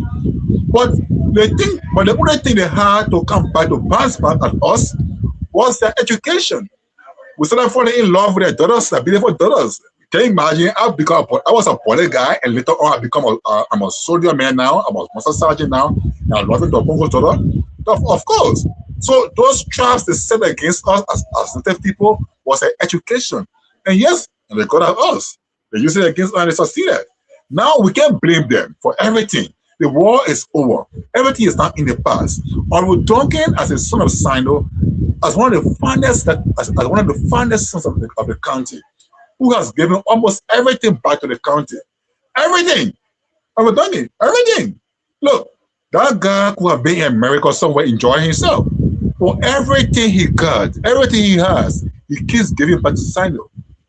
And the reason why he's on this campaign for liberation is not for himself. All right? And the fact that even Sinoe Duncan is even holding himself, is even practicing self-accountability. It's not easy in this country for leaders to hold themselves responsible. It's not easy. In this country, everybody pretends that You made some point. Let me react to the point. So let me talk. You see, everybody in this country in public service sanctimoniously behaves like they're angels. They're doing the best thing. But to come out today to say public officials in this country or the lawmakers are the ones who take responsibility for 20% of corruption in public service, and with Duncan has demonstrated the greatest degree of integrity and honesty. And there is self-accountability in yourself. And for this, we must applaud him. In this country, we can't pretend all the time that when people make the laws, imagine, esoteric, the people in this country, we are hungry. We don't have anything to eat. But the FDA is burning bushmeat. Imagine. The FDA seizes bushmeat and burns bushmeat. When people in this country can't even get a good meal a day. So the point I'm making in short, in conclusion, is that Honorable Duncan's campaign to be in Rwanda to criticize the president, it wasn't fine. Or to criticize Josh Weah, it wasn't fine. But he could not be the first to do it. The last time the Vice President Jeremiah was in the U.S., how did he refer to Josh Weah in the U.S.? In America, of all countries, the Vice President sat in America and called his former president a common citizen on a national network. Right? To him, it was fine. So Duncan shouldn't be fine. Well, I don't agree with Duncan's criticism very harshly against the president and the former president, but I think leaders must hold themselves accountable, and the only way they do so is that first revealing the truth to themselves that yes, what they are doing in public service is not correct. So Duncan, congratulations for what you're doing. All right, Patrick, thank you. Well said. I don't agree with you. I don't know where to begin from. So let's start with Jeremiah Cohn. What Jeremiah Cohn did, leaving the country and coming to another country to talk about the former president was wrong. But the difference is the probability of Jeremiah Cohn going undercover to say something, or going like the American Librarian do. I've been quoted on Duncan, and they say in public, and then they go undercover to undermine that same person. The probability of Jeremiah Cohn going beyond or going to the Caucasian to undermine Judge Ware is very slim as opposed to Creighton Duncan. Okay, that's one rebuttal I want to give to that. Another thing, the lead one, let me take the light one out of the way. You said Creighton Duncan get everything back to Sinoe. But the same man just told you the county event leading for sending you a representative, the play is dead. But you say you get everything back to the county. So I don't know what you're talking about, Patrick. The man just told you for himself. I'm not making it out. He said it. He said the county is totally dead. That's what he said. But you say you gave everything back to Sinoe. Okay, how can you get everything back to Sinoe and the place is totally dead? No economic activity. He himself telling you that. So I don't know whether you are right or Creighton Duncan is right. I don't know. All right, let's leave that one. I still maintain, before I go to that, you made a point of how can Sarah Clark's son be a miracle librarian? That's why you said. Patrick, guess what they told you and myself? I want you to count camera. You're off camera. I want you to count camera. The same people told us that Ellen Johnson Sally mother from Sinoe. The same people told us charted a man that go that woman. That's what they told us. What did they do, Patrick? So what I know for sure is Liberia practices what they call patrilinealism. It's not matrilinealism. So where your father is from, that's for the most part, the last time I checked, I just learned new information. I think it's the Pele people that do that. Where the mother comes from, it's where the child is from. But that's an anomaly in our culture. But Liberia is patrilineal, okay? So the father takes the child. So when we use that system, Creighton Duncan is an American Liberian. And even the man band, Sarah Clark, it's still not, it doesn't hold when we look at what Charles Taylor did. Because it said Charles Taylor's mother was an indigenous woman. What Ellen Johnson Sally did. Because they say her mother was indigenous woman from Sinoe County. So your argument is if he was a party, your rebuttal is not strong. Now let's go to the two-party system that you say, there was no one party in Liberia. Patrick, it's almost like in the United States right now. You have the Democratic Party and you have the Republican Party. That is same queen with two sides of the, I think I should put it, one queen with two sides. That's why it is. So what you are talking about in 1847, you have the that Joseph Jenkins Raro Party. They call pro-administration party. Listen to it, administration party, pro-administration party. And then the opposition is called anti-administration party. That is the same thing. They just change the word. They just put pro, and the other one they put anti. Okay, so it's the same people. And you have to understand that they are all from the same group. It's like you have the DA in South Africa, which is the white, and they have two parties. They divided themselves into two. And you say that the multi-party? No, it's the same thing. As a matter of fact, if you want to narrow it down, maybe to use the right word, you call it a duopoly, where you have two parties system. All right, but it's the same thing. They just use the adjective to distinguish them. One say pro-administration and the other one say anti-administration. It's the same people. It's one party. They had the same agenda, the same vision. It was against the indigenous people. So you're still making my point. It was after the progressive that you are demonizing now when they came, that's when you have CDC, you have power, you have ANC coming in, all the different people that come in now. Okay, before that, you never had anything like that. It was the American Liberian that had two parties. They divided themselves. When one person wins, they say, oh man, we the same people. Let's divide the job. Let's divide the resources. That's what they were doing. So, Patrick, I still maintain that Creighton is an existential threat to us. What they do is they fool They take some of the country's money and they try to educate some of the children so that they can say, oh, they come across as though they actually mean well. It's a strategy. If you want to win somebody on your side, what do? You have to have some sort of strategy to win the person on your side. So you find out Creighton Duncan will carry old buses in Sinoe County that your children can't get in. They say they get school in Sinoe County where your children don't go there, you know. And Patrick will say, oh yes, he are giving a tremendous amount of things to Sinoe County, but the same man telling you the place is dead. It's a dead county. Okay? So Patrick, I maintain we have to watch out for Creighton Duncan. It's a creeping Ellen Johnson Sirleaf. It's a creeping child seller. We got to watch out for him. All right? Leaving the country to demonize the indigenous presidents, and not talking about Joseph Jingy Rabo, and not talking about Sylvia Alley Benson, and not talking about Edward J. Raw and those different people there, and only talking about Joseph Boyka and George Weah. We got to watch out for Creighton Duncan. I still met team I stand. All right, Patrick. Let's look at the viewers' comments, and then we'll call it. I think it's a good show, unless you have something else to say. But Creighton Duncan he got 20% of corruption in the country. He takes responsibility for that. But Patrick is telling me, yeah, that man is a good man. He's good. Man telling me he got 20% of corruption in the country. They divide with the foreigners. They gave foreigners 80%, and they, the politician, they take 20%. But Patrick said that the man is good for the country. He's a nice man. You know, maybe the word nice, we'll see it from a different angle. I don't see it from your angle. I think he's dangerous when you can admit that where he's leading, the place is dead, and the country he's leading, he say, no, he got 20% corruption, and you want to minimize it to say, une? No, 20%, that's not une. That's a lot of money. All right. So I don't know what Shelley want to come on. Let's see. We finish it for the day. Maybe she got something to say to defend the American librarians. Hey, co-host, welcome. We tickle you? Yeah. Did we tickle you with something? Yeah, you always tickle me, you know, but you just there on Patrick, like give the man break. I can't, man. Like, come on now. Patrick needs a defense. So I'm here, Patrick. I'm here. But a beautiful show, though. Thank you. Yeah. Glad seeing you after a while. How's everything on the side? Everything is okay. Everything is fine. The book preparation.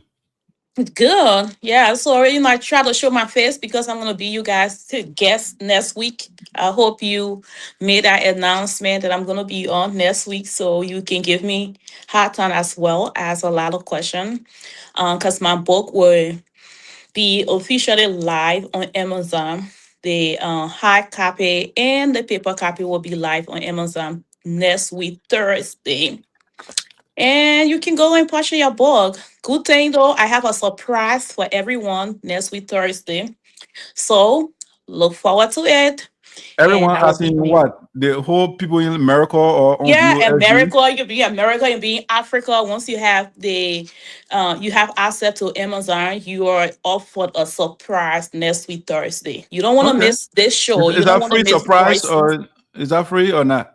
I don't know what you're talking about, but anyway, if I put the surprise out now, what's the point? So people need to come on here next week, Thursday. You know the time the show starts. I'll be here on Voice of Sinoe, in the Diaspora, not as a co-host, but as a guest. And I'm looking forward to it because the only guys they can give me a hard time behind the scene. I don't know what they're gonna do when I come on here as a guest, but I'm looking forward to it. You know. Excellent. Good. Yeah, we can't wait to host you. To ask. I wish I have read the book first.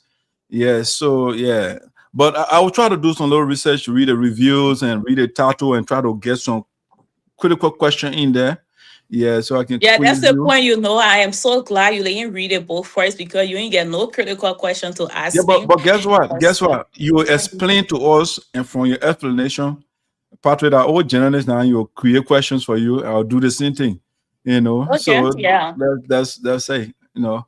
Yeah, but other than that, I look forward to it. I really do, and I miss coming on here. You know, still trying to figure out some stuff at the bike, but I miss coming on, and I'm glad you guys.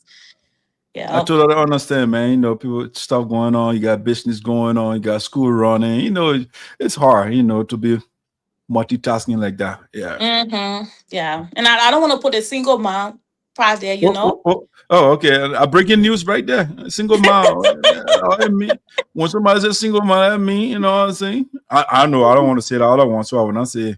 Don't start nothing tonight, but Yeah, I will yeah. not say that other part of it. You know, when you say single mom, I mean the inference I can draw. You know, I mean, I'm single. I know. Yeah, but that's not what I'm hearing. It could be that you're single, but you got somebody talking to somebody. It's possible, you know. But that's how we're bringing the curtain down for the night. So unless you get something to say to what we were saying, other than that, I will just read the comments from the viewers just to get them Yeah, and involved. I want to say, after this show, right after this show, is gonna be Safari Testify. We do have our own author, my dictator, dictator Wodemina Sweetie, gonna be on Safari Testify. She's gonna be talking about her new book and Healing Without Shame. You don't want to miss that conversation with my co-host Helen and myself. We are going to be on there asking her a lot of questions.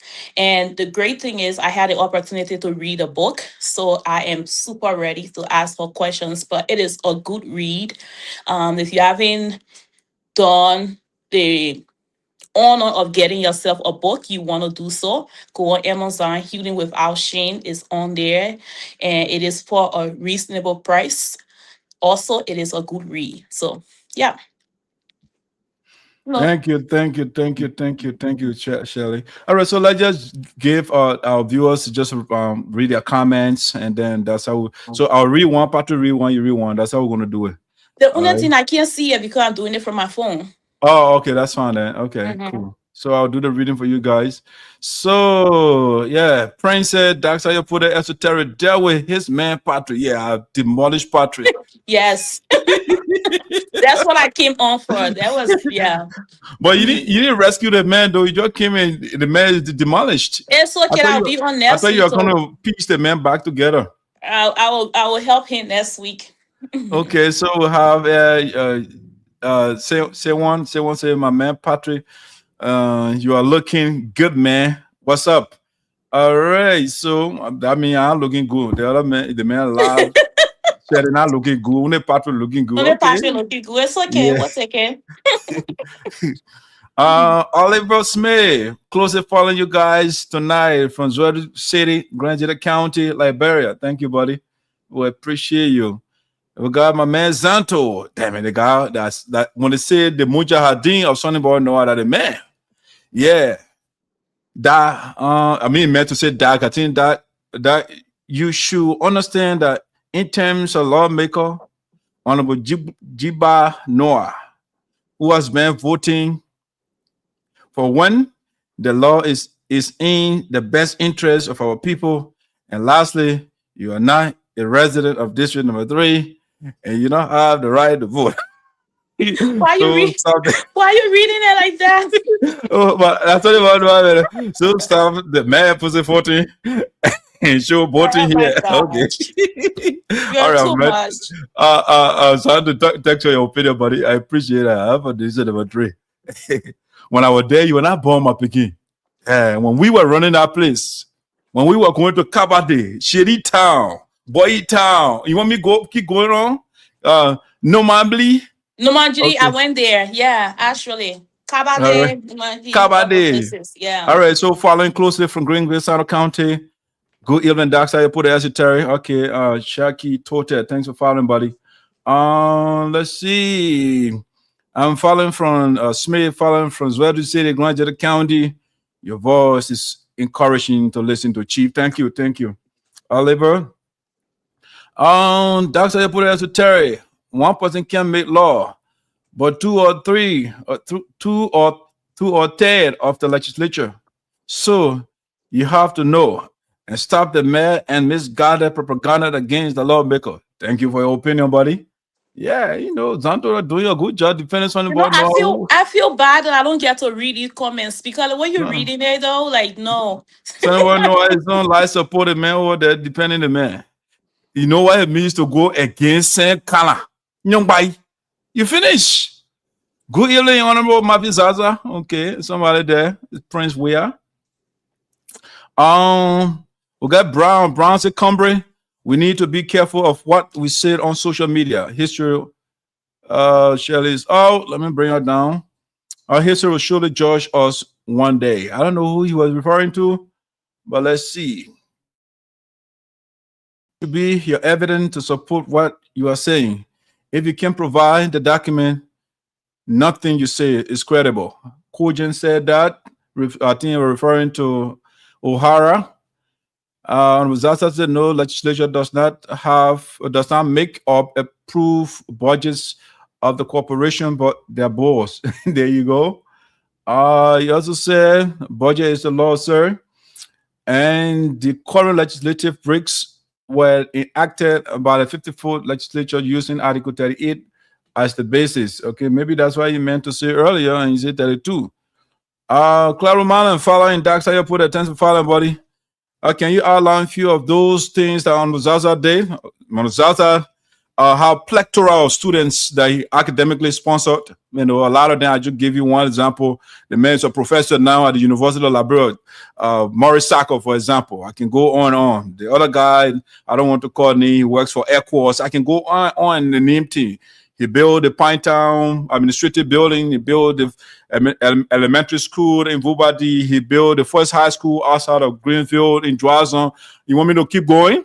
I just gave you. I mean, you want me to go to the statutory district that he operationalized? You want me to keep going? No, I don't have the time right now. All right, and there was another point made. Somebody sent me the credible information. I mean, which I know too. Honorable Zaza at the time, the 12 years you were there. Guess what, Patrick? He only received in total for 12 years 169K. How much he received? And those money can be accounted for. I just told you, like what you call it, Pine Town administrative building. He used that to build. I mean, he didn't build it himself. He went to the people, and the people said that's what they wanted. He went to Vubadi. The people said they wanted elementary school.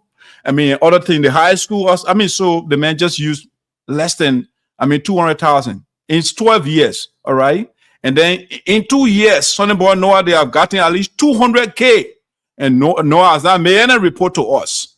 And you want to come be that what the man can buy buses all over the place, no report, nothing.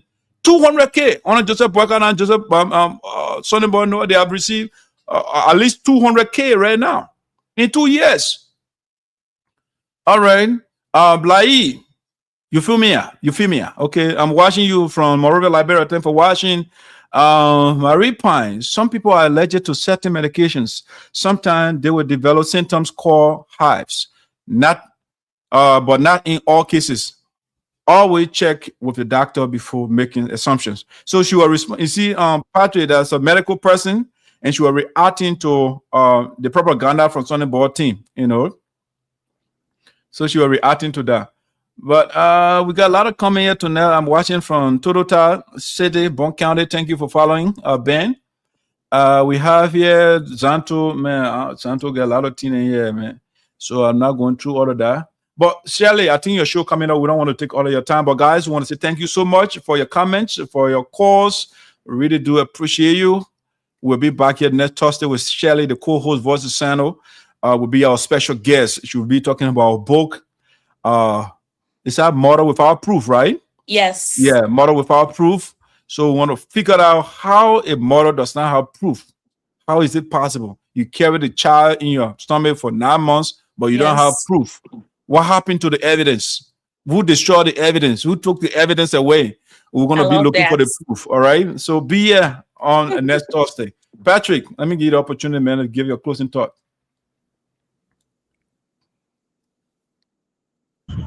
Yes, thank you, CEO. I mean, the show provides an opportunity every Thursday not to just share our thoughts on the issues in our country and globally, but it provides an opportunity to learn, you know. Yeah, so thank you so much again. I just want to make just 2 announcements quickly. I want to inform those in the diaspora, Sinoe citizens in the diaspora, those in Monrovia, Grand Gila, Maryland, Grand Bassa, wherever you find yourself as a Sinoe citizen, don't forget on July 9, we got a big celebration in Greenville. Celebration runs from July 5th to 11th. So you have to be in Greenville before July 5th.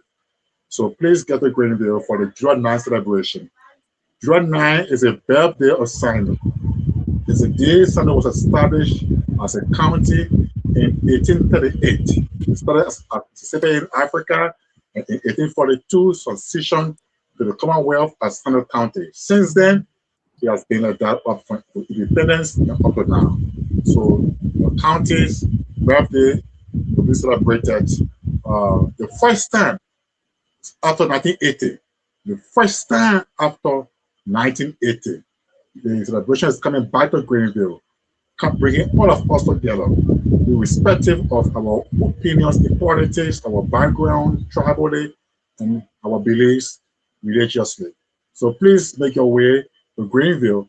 Send your support to the committee, financial, moral, whatever support you have, and deliver the committee so that we can make a program of success. The last announcement from June will be the National Convention of the Putu Apo level. That convention is taking place in Fargo, North Dakota. So please, members of the Putu community, members of the Grand Gila community, and members associated in those Putu, please make sure that you take note of the calendar, June 4th to 7th, 2026, Thursday to Sunday. Please be in Fargo, North Dakota to support the Putu community for its gas house project in Liberia, all right? And then other programs it is running. So thank you so much for the support, for everything. So that's you and to my sister Shelly. We hope to see you next Thursday for our wonderful book. We'll talk about it and everything, our support, empowerment, opinion, and everything that that makes our platform a bigger one, that makes it grow. We are always here. We will say thanks to everybody. No one and his thing, they should calm down. They should provide leadership and service and forget about propaganda or attacking people. On social media, even on radio and whatever thing. I want to say thanks to Councilor Silver Talley for her leadership as well too, and for the women program in Pelicon, the medical outreach that was done, the school materials given to the young people, and everybody that turned out for that program. I want to say thanks so much to everybody. Nobody got sick from medication. Nobody has ever reported being sick from medication. There is no concern raised about medication being taken people falling sick. Beauty radio, in yellow journalism, try to damage her character and reputation, but she survived it again, and they are exposed again. So we'll keep exposing them until we remove them from that, from that position to a place where they will not speak again, in that district. Thank you for the time, and thank you for everybody, for listening, for following, for your support always. See you next Thursday for the edition. All right, Patrick, thank you. Shirley, you have the floor. Closing thoughts. Well, it was a beautiful show, even though I wasn't part of it. I'm here at the end, At the end of the day, when the door open for you to go to heaven, when you are there, last minute, you're still going to enter. So that's how we're looking. But anyway, I want to say, watch out for the 4th. That is when Mother Without Proof gonna be live on Amazon. You can go there and purchase a book. Looking forward to my book launch, which is gonna be the 6th of June. I am absolutely looking forward to that. I am so overwhelmed with all of the love and support from family and friends. I have so many people coming from out of state, and as we all know, it is so expensive to travel. So I am grateful to God. I cannot wait to be on here on Thursday to talk about my book. I have been carrying it for 25 years, and it is about time that the world get to know. So don't miss the show on Thursday, for sure. All right, don't miss it. The co-host will be a special guest. My closing thought, ladies and gentlemen, let me do it this way. All right? You know how I do it now. To the people of Sinoe County, the spokesperson of the elders and the ancestor, Dr. Ayapute Esoteric, the father of justice. I will not be here for Sonnyboy Noah to demonize Honorable Zaza or any leader for that matter of Sinoe County who did something good for Sinoe or for Liberia. This is a noble man, and we will not have political Johnny just come to disparage good people. No way. This Sinoe County Ayatollah or the Arab man who wears foreign clothes and try to demonize good people, we will not be here for that to happen. The man who goes on the floor of the house and wears sunglasses to bluff. The man who goes on the floor of the house to bluff. The man who goes there wears sunglasses even though sun is not shining in the building. The man who can walk around in your compound to show the number of cars he has. You will not demonize anybody here. All right? The man made you. And we will not be quiet when you're doing the wrong thing. Auto course now, or you say or destroy. It's up to you. We will also not allow the American Liberian, Creighton Duncan, to demonize George Weah. No, he's our son. Like Dr. Fambula would say, everybody got a hero. George Weah is our hero. Did he do bad things?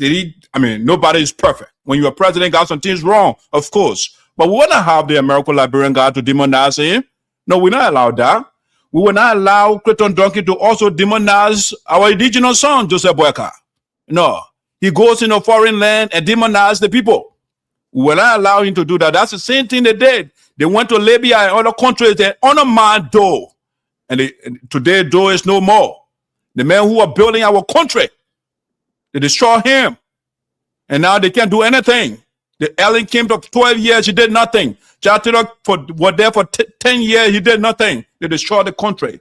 We'll not have another American Liberia coming to destroy, the legacy of our children, go in the foreign land. Your lawmaker, Sonnyboy Noah, say you more than 40,000 United States dollars to take the thing and change the roof and poke and call and pin it. That's what he said. So Shelley, you can take that one and run with it. The man said that you more than 40,000 United States dollars, Shelley, to take the zinc, replace the zinc and pin it. More than 40,000. That's why he often reported. And we are not gullible to buy that. The man never made a legislative report until NAMO report came up. Even though we asked Sonnyboy Noah over and over to make legislative report, he refused to do that. But when the people report came up and say he did not make report to the people, the guys went and made a quick cover page. They went to World Trade Center and the creator is Sonnyboy Noah made a report. Even though Sonnyboy Noah spokesperson, Martin Gozo said, since 2024, or the whole of 2024, they didn't make any report. Okay? So we got to tell the people. And there is the office, chief of office staff. The man can't even spell renovate. They say renovate. Renovated the Akonde Benebo City Hall at the cost of more than 40,000 United States dollars. Shelley, you can take that one and go believe it. All right? You can believe that one. And Sonnyboy Noah, the great Kabade, the man that controls Kabade, Sam Kana, and the man Sonnyboy Noah cussing on Facebook and making power with him. And he say he wants to be re-elected. Good Lord to Sonnyboy Noah. Good Lord. The man also authorized the boys to demonize Savior Tally and say she gave people bad medicine. And I watched somebody got sick. These are the things that the boy just destroyed himself. Sonnyboy Noah destroyed himself. So, ladies and gentlemen, that's my closing thought for the day. Before we go, the last one I want to show you. Don't forget this. It's the National Convention of the United Sapwood Association in Americas, scheduled for August the 13th to the 16th in Minneapolis, Minnesota. You can't miss it. It will be the hottest. We are coming up with avalanche of flyers. They will be out here. We'll share them. Yeah, my team and I, we're working together to make sure and get you some beautiful flyers and promotional videos and stuff like that. We're working on that. But don't forget, 2026 convention, USAA National Convention, the first convention of Mr. President of the USAA, William Manning. It's the first convention. We'll be here with you. So, guys, I want to say thank you for joining us today. All of you that follow the show, those of you that call, Mr. Noah, your office, if you want to send people to come and discuss, we are open. You the one block us. We criticize you, but the floor is open. If you want to come refute anything that we say here, it's up to you. The choice is yours. If you don't want to come, well, our view will stand. Okay. So we get it last word. For Shelley, yes. I'll talk to you later. Have a good night. Okay, bye. All right, so this is how we'll bring it down, bring the curtain down. Let me play my mess on it, boy. No, I know. It's just trouble.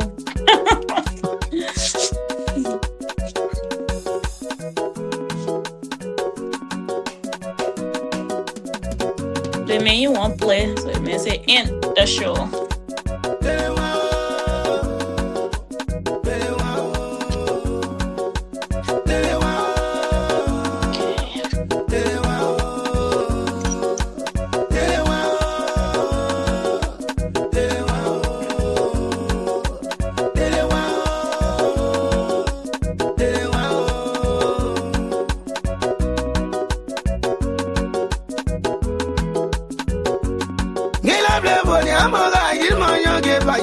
Akwonsedi awi bebe Jaruji wa Jaja so se agwo papu 311